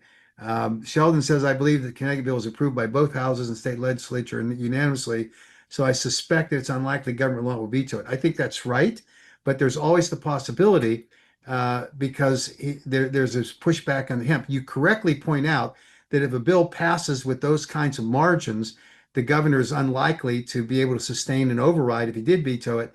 But it's still the same pushback being given to the governor is going to be given to the legislators too. And so there's still a chance, slight chance, I would agree, that that in fact the governor could veto it and that we could get a sustained veto, but very slight. If he does sign the bill, what will you do, and what can we do to ensure it isn't scheduled? We're going to work with the Department of Consumer Protection, do our best to try to forestall that. But it is a baked cake that we're going to have to somehow unbake, and so it's a difficult proposition. Nate says, anything I can do to help pass the KCPA or the similar KCPAs in New York State? I donate every month and send my story on all bills. Nate, thank you. We need this financial support. David has already articulated how we're going to do it. Come back and watch this video, and you'll be able to pick up on what's going on. Ellen asked about Connecticut. Again, you can back and listen to the video. Laurie asked again about the 70H issue in Indonesia. They are thinking that 70H is the devil, which they should, and they're trying to restrict it by the supply of kratom raw material, which they shouldn't. So we can figure that out. Andrew says, I have to say that alcoholism runs on both sides of my family. I've been fighting with alcohol abuse for 20 years, and kratom is the only thing that's helped me refrain from consuming alcohol. It's done wonders for me. At the risk of sounding dramatic, I could say it may have saved my life. That's not dramatic. It's those kinds of testimonials that make a huge difference to legislators, and so you need to share that story. I think Andrew, if you're willing, reach out to us and see if we can talk about maybe doing a video for us where we can share it with legislators and staffers. It would be great as we go forward. John says it's banned in North Carolina. I'm not sure what you mean by that, John. It's not banned yet, and we're hopeful we're going to stop that. Madeline says the Texas KCPA didn't help us this year. What can we do to get it enforced? So we're working with the leadership of the legislature, Madeline, and with the Attorney General's office to identify mechanisms that we can use to assist in the identification of 70H products, which under current Texas law are illegal, and to be able to with a chain of custody, document their sale and where they come from, and then have the AG's office or the district attorneys in Texas bring actions against those distributors and manufacturers. So we've got a plan, and we're going to implement it, and within that 2-year period. But we want to stop these 70H products as best we can. Chris asked, what can he do to help in North Carolina? I live in Raleigh. I'm 30 minutes away in the state legislature. Let me just give you the way that you can support. You can go to www.americankratom.org, join. Do that. www.americankratom.org/join. Send us your information, and we're going to add you to our list. And being 30 minutes away from that state legislative capital, that's easy that you can get down there, and we'd welcome the support on that. Douglas, you're asking about Connecticut. Again, come back and watch this. Go to that link, and that is www.americankratom.org/join. You can also get information on protectkratom.org/North Carolina. That's a way to help us as well, and sign up there. Chris says he's emailing all the senators on the Senate Health Committee. Is there any good literature that I can point them at? Go to our website, protectkratom.org. You'll see the advocacy side of it and the science, and you can download some of the articles. But absolutely do that. And so we absolutely advocate for that. We support it, and we hope that you'll send along that information. But you can get that information on the website. Ryan asked about Connecticut. I think we've exhausted that. Let's see. Melody says, can we get a campaign for consumers to check their vendor to see if it's 70H? If so, vote with your no on 70H with your wallet. Melody makes a great point. The reason that 70H has traction now is that people are buying it, and they're preferring it because it clearly has a bigger kick than natural kratom does. When I was in Las Vegas at the Champ Show, which is the trade show of kratom vendors and others, the 70H were pervasive. And I went to several booths, and I said, well, what's the difference between kratom and 70H? And to a man, they supported the statement that I received from one of the vendors' representatives. They said, "Oh, 708 will knock you on your ass. Kratom doesn't do that." Yes, that's true, and that's why we have to ban 708 products as we're going forward. But Melody's point is great. Quit buying it. Vote with your wallet that you're going to support safely formulated kratom products along the way. Andrew says the kratom I take just says contains Mitragyne specioso. Is this the proper type to consume? Yes, it is, but that's not the right labeling. You can have Mitragyne specioso and have it as a trace amount, and it'll be a 7-OH product. So you buy from a manufacturer that gives you good labeling describing the levels that are in their product. Look at the labeling carefully. Or is that quite simply the scientific or botanical name for kratom? Mitragyne specioso is the plant name for the genus of the kratom plant. And that's what it is. So it has some scientific application, but it's really just the designation under the plant family. Raymond says, anything going on with the Indiana ban? You briefly mentioned earlier they're continuing to push to keep the ban. We thought we were making progress, and yet we got into this fight with the 7-OH people, and now they've shut down on us and moving it. We're hoping that Rhode Island will become the example they should follow. So we're working hard on that. Hugh Clark gives information about being a clinical social worker licensed. If you would send that email address to the www.americankratom.org/join, that would be terrific. We'll try to capture it here too. And so we're going. Jeffrey asked about, is there any hope in Connecticut? We've answered that. Come back and watch. Jeffrey also says the hemp industry has nothing to do with kratom. How do we stop this? We need to fight it. Well, the kratom ban is in the hemp bill, and the hemp industry is fighting back against the bill in Connecticut, and we're hoping that we ride that wave as we're going forward here. Stephen says, is there any research pending that says how much mitragynine gets converted to 7-hydroxymitragynine in the body? I'm seeing a number of people say that it all or a lot gets turned into it anyway. I can't find anything that suggests that it's true. It is true, Stephen, that 7-hydroxymitragynine mitragynine does convert into 7-hydroxymitragynine in the liver at levels that are safe. And there, if you take 7-hydroxymitragynine and then you put it through the liver, it is a full-blown opioid agonist, and it is going to have deleterious effects. So that's where you are with that, and in the naturally occurring levels of mitragynine ingested is converted at safe levels metabolized in the liver after human consumption. But if you take a highly concentrated synthetically or semi-synthetically chemically formulated 7-OH, it's a vastly different story and a high level of problems. Jeff asked a couple of questions about the Connecticut again. You can go on and listen to this. Ryan says, should I worry about traveling to California with kratom in September? No. The enforcement action by the Department of Health is on vendors and distributors and manufacturers. It has nothing to do with consumers at this point. Malcolm says, kratom is to coca leaf as 7-OH is to cocaine. They are not the same. Amen. Absolutely great deal. Heidi says, what is the strategy to pass the KCPA in Illinois? Heidi, thank you. Thank you for your fabulous work across the board. Illinois, I think, has gotten stopped because of the competing bills from the different organizations and a lack of understanding about kratom, and we're hopeful that we can pierce through that. We're going to continue to work on it. The Illinois legislature is done for the year, except for some special sessions, which will not rise here to all of this. So being able to fight on this, we'll wait till next year along the way. Edie asks, is there a deadline we should be aware of in North Carolina? Sooner the better to communicate.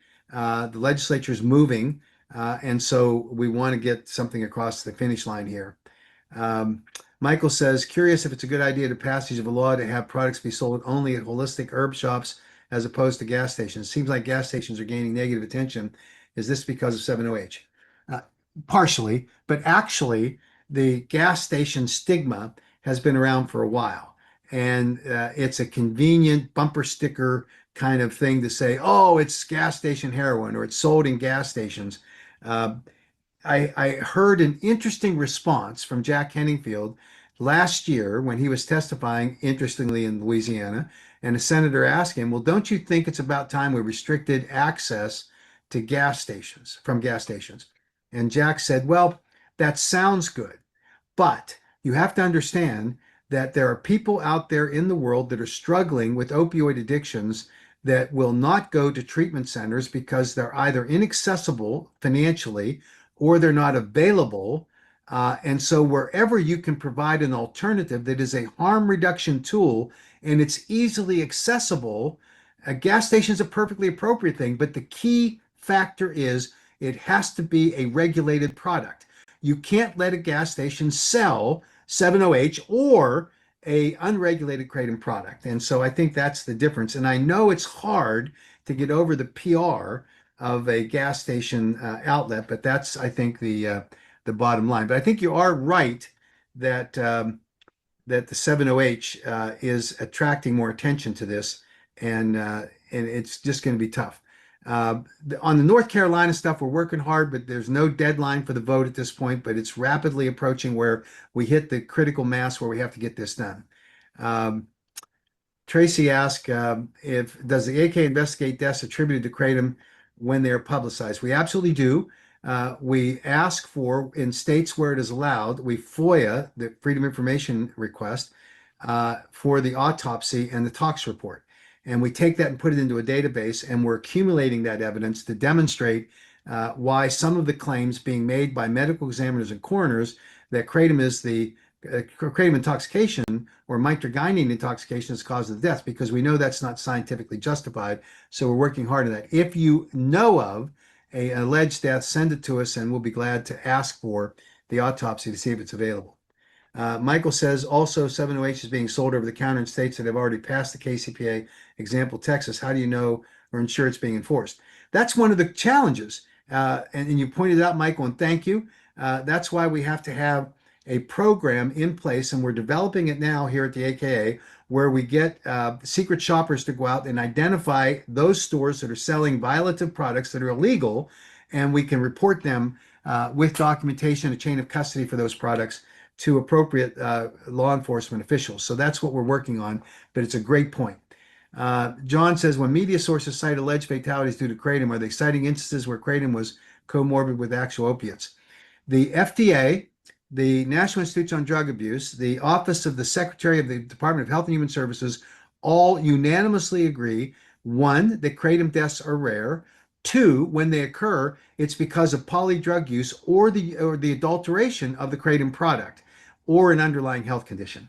So that's the bottom line. And absolutely, when a media source sensationalizes this idea that kratom is killing someone, there is no known level of toxicity of mitragynine in a person's bloodstream that would cause a death. And so we have to look at the option or the alternative, which is that they are polydrug users or there's an adulterated product. And we have lots of documentation on adulterated products. Jeffrey Rosa asked, have you seen the articles in Connecticut Insider and Connecticut Mirror about how the attorney and UConn professor said the ban is not the right way? I've seen them. I think they're excellent, and we obviously need to fight back. I don't particularly 100% agree with the assessment from the University of Connecticut professor, because I think that there's a bias there towards extract products, which I think is not warranted by the science. But otherwise an advocacy, an advocate and an advocacy message, which is very important. And we don't have to agree 100% on everything, as long as we get most of it right. Misty says, when is the next round of Advocacy Hall of Fame announced? I think you're going to see that announced next month at the Champ Show and around that time frame. If you want to nominate someone, you can go on to the AK website and you can do that. We welcome it. I think it's great. Lori, thanks for the AK's dedication. We love it. We're in here with the fight and working hard on it. Marvin says the best email to reach you for your video testimonies for kratom advocacy. That would be to www to nominate Hall of Fame people. It's www.protectkratom.org/HOF, meaning Hall of Fame. So that's www.protectkratom.org/Hall of Fame. It's in the chat box here. You can go in and see it. For those that want to send your video testimonials, or the email for it, it's support@americankratom.org, and you can take care of that. Ronald asked, what is going on Saturday in Kentucky? I don't remember. I think there's some people working on some effort there at the AK, but I just don't know. I can't remember exactly what it was. Well, John Chinholter just said the Kratom Advocate Gathering Saturday at 2 p.m. in Frankfort, Kentucky, Capitol Plaza Hotel. John, thank you. I've been so immersed in some of these other battles, I've lost track of what was happening in Kentucky, but there you have it. Kratom Advocate Gathering Saturday, 2 p.m., Frankfort, Kentucky, at the Capitol Plaza Hotel. Thanks very much, John. John Shinholzer is our Marine, our fierce advocate, and he's helping with some of these local and state bans that are going around. Brandon asked, would it be possible to regulate the maximum allowable amount of 7-OH in Kratom products to clearly distinguish between naturally occurring trace amounts in raw leaf and the synthetically enhanced or extracted forms that pose a much higher risk to consumers? And then he goes on to give his personal testimonial. The level of 7-hydroxymetrogenine, which the AKA supports, would be no greater than 2% of the overall fraction of the alkaloids in the Kratom product, which is, sorry about that call, which is, when you convert it, to 0.4 milligrams per serving of 7-OH, 0.4 milligrams or less. So that's why the 7-OH people that are advocating for 28 milligrams or 50 or 60 or 80 milligrams, I mean, think about that contrast. Safe is 0.4 milligrams or less along the way. Brandon goes on to say there needs to be a fair regulatory approach that protects public health by banning these synthetic products while preserving, and then I lost it. We need to preserve the pure leaf kratom and properly extracted products. We don't need to be fair with the 7-OH because they are already being grossly unfair to consumers as they go forward. Ryan says, I don't believe you explained the exact deadline for veto in Connecticut before it automatically goes into effect. I honestly don't remember the date that the governor has to sign it, but when he signs it or when it becomes law without his signature, my understanding is that it's going to take place then. But I think the commissioner or the director of the Office of Consumer Protection, I think, has until October, but we'll dig that up and try to post that. I'm not certain exactly how that works in Connecticut. We deal with a lot of states. I apologize. Nate says, I want to thank you so much for continued fight for us. Kratom has kept me sober for over 7 years and counting. Wouldn't have access to this miracle plant without the AK support. Well, thank you, Nate, for recognizing that. I got pulled aside by a woman in Texas when I was there, and she expressed a similar sentiment and said how it saved her life and how she was fearful that the ban would deprive her of having access to Kratom. I hear that all of the time. And your stories and your story, Nate, is very important to share with your legislators along the way. Ryan asked, this is a question about California. This could be a duplicate, but it sounds like my Connecticut question has popped up multiple times. Should I be worried about traveling to California with Kratom this fall? No.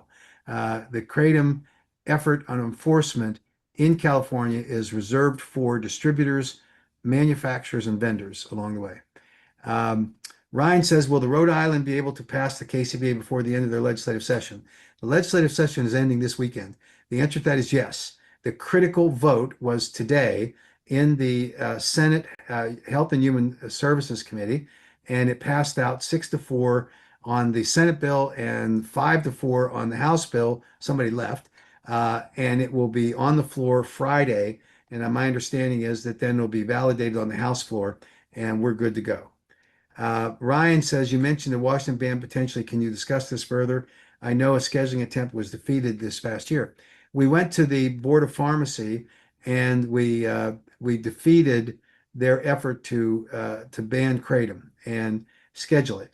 Unfortunately, the Washington legislature did not act on the KCPA, didn't even get it introduced because of some procedural issues, but we have been assured that they will in this next session. So we've got our fingers crossed there, and we're going to be pushing hard to make sure that the commitments that were made by Washington legislators actually gets fulfilled. We don't want the Board of Pharmacy to think that we dropped the ball on this.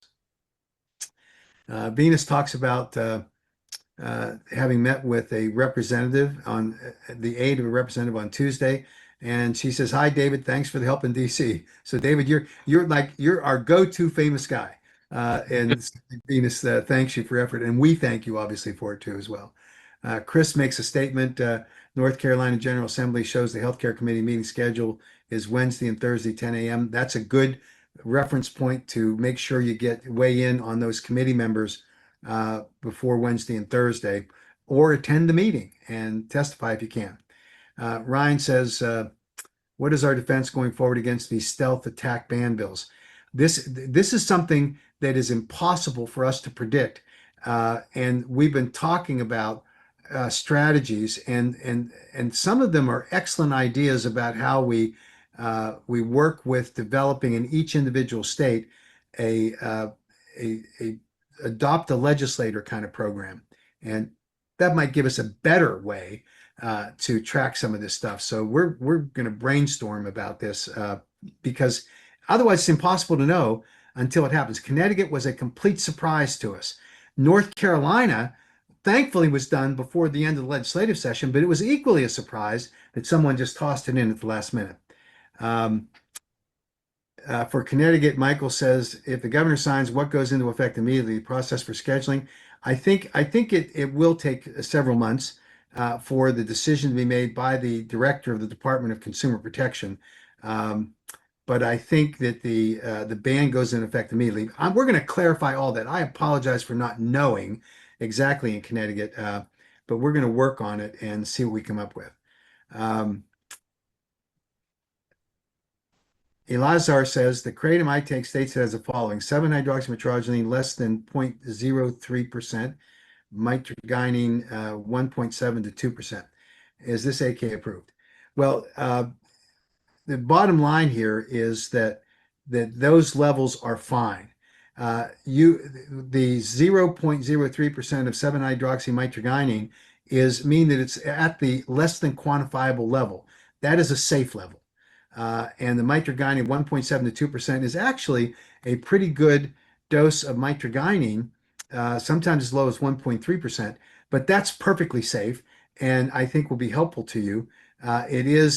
We do not approve products at the American Kratom Association. We have a GMP program where we approve companies' processes to make sure that they're producing products in a manufacturing facility that complies with federal guidelines for good manufacturing practices. So you don't see cross-contamination between different batches of products, different products being manufactured on the same machine. So we don't approve products per se. But I think that you can look to the science and you could see that the kratom at those levels are safe based on the science, and they're not AK approved in that sense. We advocate for the responsible manufacturers, appropriately regulated, to have a reasonable basis for safety under the conditions of use. So that just means you need to look at that product and certainly look at it carefully. That's the end of the questions. I'm going to finish, and thank you for your patience, describing something that is really significant for the kratom consumers. President Trump issued an order almost 30 days ago, an executive order, on requiring that all government agencies adopt a gold standard of science. And while kratom was not the impetus for this executive order, it's the poster child for it, because it requires all federal agencies, for all regulatory actions they have taken that are scientifically related between 2021 and 2025, to provide a report to a White House office about what actions they took and justifying those actions based on the criteria in the executive order for good science.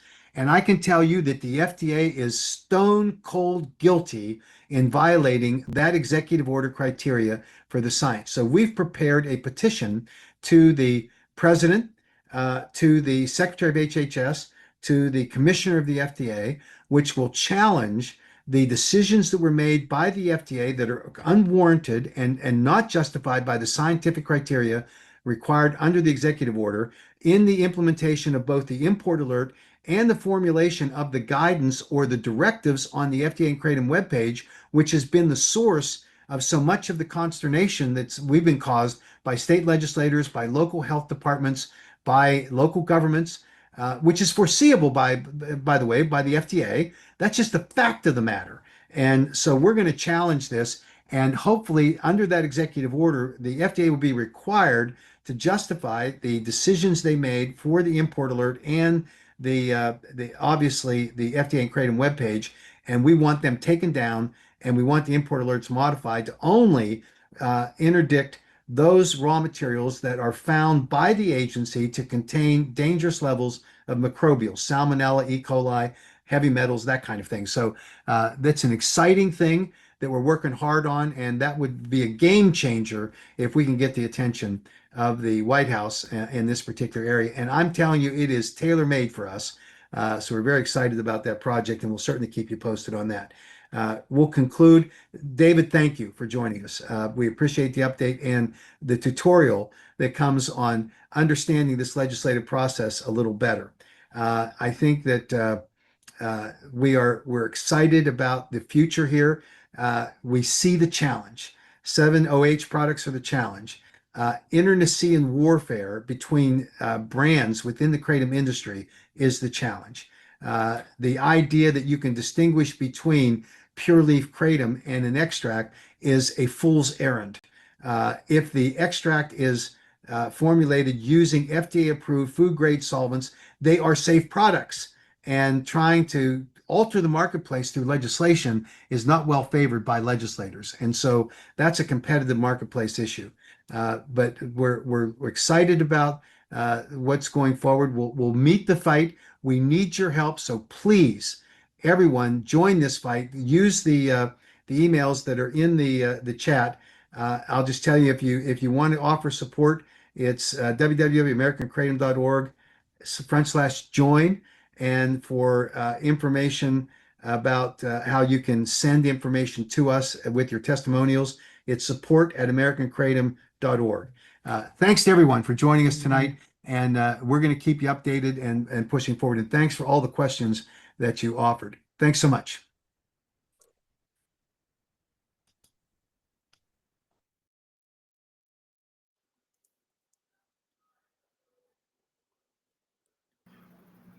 All right. well, that was freaking long. Yeah. That was long. There was a lot of questions. Oh yeah, which is what I love to see. Yep. And the fact that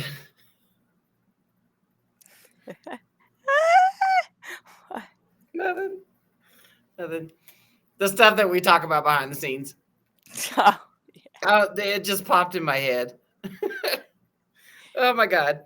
Okay, so there's a lot to digest. A lot. Yeah. So while we were still listening to it, I went and posted the americankratom.org/join. So if you haven't signed up to advocate, go do that. We need more advocates, like for real. We be going through bouts of advocacy fatigue. Yeah. I have to make myself take advocacy breaks because that burnout is so for real. So Max said Landry didn't write him back. I'm pretty sure that's what he said. I don't know. I'd be multitasking when I'm on these live streams. I ain't gonna lie. That's what he said. Yeah, he said he hadn't heard back from him yet. I'm not surprised. All right, I expect some told you so's from Misty about 7-0 ho. I'd throw in the ho. Yeah, because like I said, I knew about 7-OH, before it even became pretty much popular, and I sat on that information, and But now I don't know if you saw that TikTok where I said I was like, with the moment I decided, I said, fuck it. Yeah. You know, I'm just going to start talking about it. Well, you I know? mean, and somebody needed to, but and I knew it was going to be bad, but I had no idea. Like, I had no idea how bad it was. Like, I guess I just didn't. None of us knew how addictive it was going to be. But it's just like, man, it's mind blowing. It's one of those situations, and for like for me, I can confidently say I'm a recovered addict because I had thousands of dollars of worth free samples in my hands of 7-OH. And not once did I think, oh, let me go take some back to my hotel to see what these folks are talking about, or go run off into the bathroom and be like, oh, let me go pop one of these real quick, Or you didn't even say, you didn't even think to yourself, oh, I can handle it because I'm a recovered addict. Yeah. It's like you just didn't even have that. I didn't have that urge. thought. Yeah, that urge. Definitely that urge. So watching all this 7-OH shit come to fruition, it's literally like watching a train wreck. Like you can't look away. You can't look away. And so wait. Yeah, I have a lot of I told you so's. And the fact that we don't even know, like the uptick in deaths, we don't even know if it was 7-OH products they were consuming, because there's no test for the medical examiners to differentiate between mitragynine and 7-OH. So all of it's going to come back and they're going to say it's a kratom death, So the deaths that happened for me, I'm going to say 2023 and 2024 and this year, 7-OH. I automatically assume it is. Oh, God. No wonder I'm not seeing these comments. Y'all, oh my gosh. You freaking nerd. I didn't. You're not putting them on the screen. Oh, I didn't. So I wasn't scrolling down. Like, where is she seeing these comments, dude? Samantha says, yeah, man, it sucks. I want to see some movement in Louisiana. Also, if you don't know, we need video testimonies. That's what I was talking to you about earlier, Jennifer. If you can message me and I can lead you to where. Yeah, because the guy put up a Reddit post about needing video testimonies. Samantha, he messaged me yesterday and I sent him, I let him know that I was on an off-camera break, which I still kind of am. But when these webinars come about, I'm willing to get, brush it off and just fuck it. But I did send him my TikTok playlist that I have for Kratom testimonies. And then I sent him my YouTube playlist that I have for Kratom testimonies. So he's, he could go take those if he wants. I will eventually put up a video asking folks to do like a little Kratom Save My Life video, 5 seconds, 15 seconds, and just have people tag me in that. And then I could just save the videos from there. Yeah, did you see Wayne's comment about Louisiana has more prison space than any other state? I think Arkansas is right up there with them. Yeah. And it's like, what a coinky dink. Does the video thing have anything to do with Reddit? Yeah, the guy posted over there on Reddit, so he let me know about that. Yeah, PJ. His name is PJ. PJ. Yeah, he was at the Louisiana rally, so he was one of the dudes that was in back. He had 2 signs. He had 2 signs on him. I remember one being hot pink, because I'm in my pink girl era. Yeah. So I remember that. And then, and so, yeah, like I said, he messaged me yesterday about that, which I love the idea that he's doing. Let me pop that back up. Is it easier for you to see it right there? Yeah, because then I'll be doing this shit. Yeah. Talking about the prison. Yeah. Man, I remember I used to watch all those lockup episodes and they would show like the Angola prison in Louisiana. It is literally like old time days, like slave labor shit. Like, really? Chain gang stuff. It's bad in Arkansas too. I mean, like I see like articles all the time because it's, right next to me. It's awful. It's awful. I mean, I can't imagine. Throughout my years of advocacy, Louisiana has been that one that's just stinks. It stinks. Yeah. And I ain't never been there, But all the stuff that I've seen and how they're like 50 years behind Colorado. Like our governor just fucking pardoned a bunch of psilocybin. I saw that. Yeah. You know, it's like, and you got fucking Louisiana stuck in like the 1930s. Like, well, what the Tennessee hell? ain't that far behind them. I mean, you know. I talk about the 708 Reddit rats being like the sewer of social media, but fucking Louisiana is like the swamp ass of the United States. I mean, after seeing just how their court hearings and stuff go, yeah. Over like the past 2 or 3 years, it's a shit show. It's awful. I was like, God dang. But yeah, well, that was a lot of good information. A lot of stuff to take in for sure. Yeah. Now I don't know when we'll go live again. We just randomly do this shit. We ain't scheduling nothing. We working on our time, our terms, and our time for free. Yes. With morals. I'll leave it at that. Oh man, I know Samantha. I know. You know, when he started talking, like I said, I I saw that. Yeah. So, how about that executive order? These government agencies are off the chain, and maybe we might get some accountability finally. It would be nice. It would be real nice. I don't give a shit about anything else except kratom legislation. Everything else, when I see it, I'm scrolling. Like, what?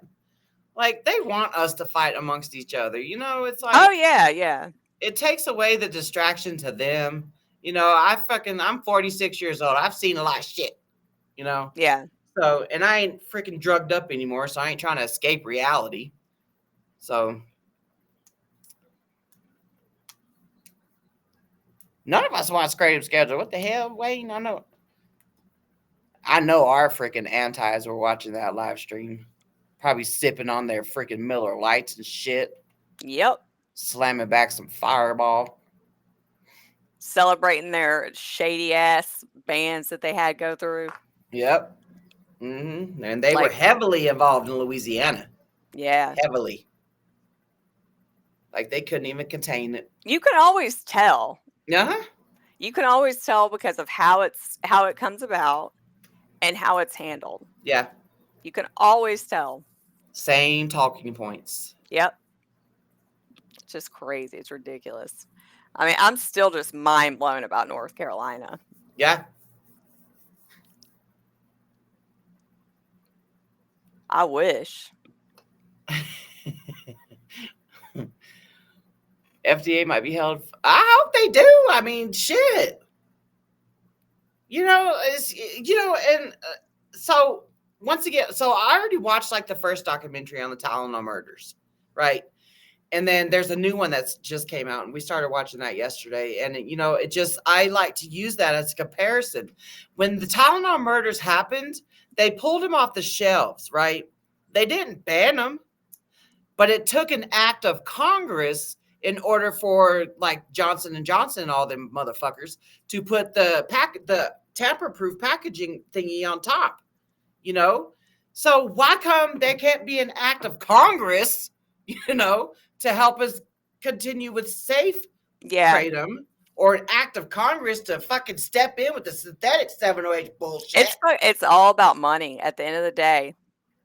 Yeah, you're right, Wayne. I always kind of feel how Mac's feeling. Yeah. Like his vibe. Yeah. But still, it's insane. The fact that it was snuck in at the very bottom of the page. On page 18, there was 19 pages. Page 18, the bottom of a little what's it called? Snippet of kratom. Like, what the hell? What the hell, Yante? I freaking love that choir band, I can't remember the name talking of them. about. I think it's Trap House something. I freaking love their stuff. Oh. Well, at least we got to watch a couple of the 708 videos. I would like to go live again, though, so we can all kind of just watch them, because I mean, like we were saying earlier, there's so many, Yeah. you know, and Yeah. it all boils down to the same thing. Yeah. They're trapped. They are freaking trapped. They've spent thousands of freaking dollars, you know, and They're going to like the ER to yeah. try and get help for detoxing. They're I mean, you know, they're literally just at their wits' end. You know what I'm saying? They But you know what else we're seeing now? There's freaking body brokers in the rehab industry, you know, Yeah. or patient brokers. And we're seeing them reaching out to some of these 7OH people that are having, you know, problems getting off, and or they can't find a rehab with their insurance or what have you. So they're reaching out to these people. You know, I saw one of those the other Yeah. day. Yeah. and I let that person know. I'm like, you know, unfortunately, when something like the 7OH is trending, you know, and they will see that shit and pounce on it. I said something about like they be crawling out like cockroaches over there on TikTok. Like the injury lawyers. Yes. Yes. Oh, yeah. And It's it's crazy. sad. And you want to try to stop somebody before that happens because, you know, like I said, patient brokering is addiction by itself. Yeah. You know? And I don't know. I just Well, just don't from hearing like the horror stories of getting off Suboxone, it really bothers me to know that people are going to that because they're so desperate. You know what I mean? It's sad. You know, nobody wants to be miserable every day. we came up with the numbers ourselves just by our years of advocacy. We're like, whole leaf kratom saves about 90% of the people. And then there's that 10% that'll abuse the fuck out of it and then blame the fucking kratom and Yeah. what was me shit, right? 7OH is vice versa. Completely opposite. Yeah. 90% of the people, it'll fuck them up, fuck their life up, their finances, their marriages, their kids, 90%. And then there'll be that, I almost want to say 95% now. Yeah, I do too. Even the 10%, like that's just because half of them haven't found out yet. Yeah. You know, the whole yeah. So I'm going to say 95%.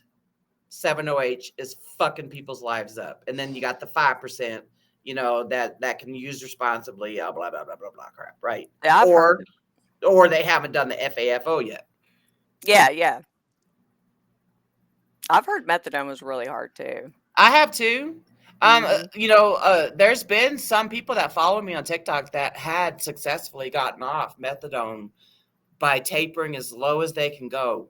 And then they make that jump, just like with 7OH. Taper if you can. Taper as low as you can go. Then you make that jump. Once you feel the withdrawals hit, that's when you start the whole leaf kratom. Or lab tested metragenine extracts.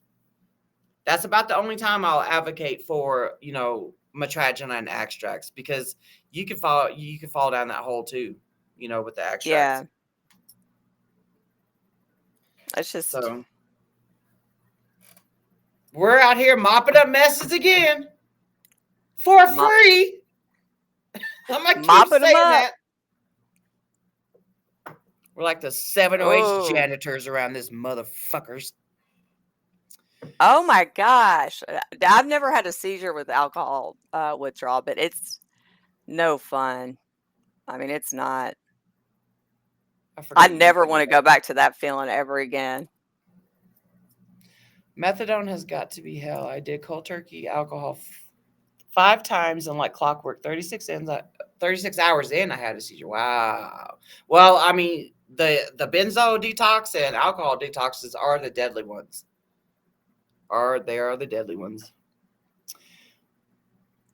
Samantha, I was on 115 and then went down all the way to 9 milligrams and then quit cold turkey. I was in Florida wearing sweater after sweater, cold as fucking 100 degrees. Hey, I remember those shivers. You know, I wasn't on method. I mean, I was on oxycodones, but still a full opioid. You know, I remember every month when I detox, you get the shivers and the shits.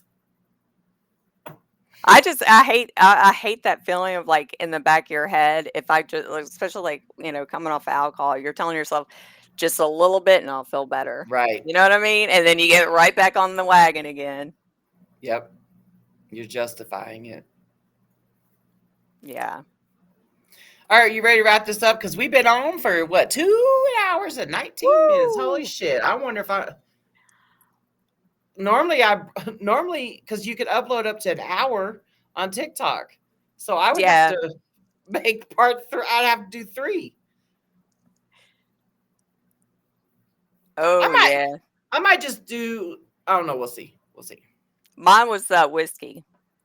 I was a whiskey gal. I did vodka and then tequila for a while, but well, thank y'all for joining us and Yeah, chilling thank you with for us coming. and all that goody stuff. yeah, next time we're chill session, chill and 7-0 video. Yeah. I can't ever think of nothing catchy. You always do that. Chill and 7-0H videos. Say no to 7-0s, hoes, or something. Yes. Okay, well, y'all have a great night. All right. Bye, everybody.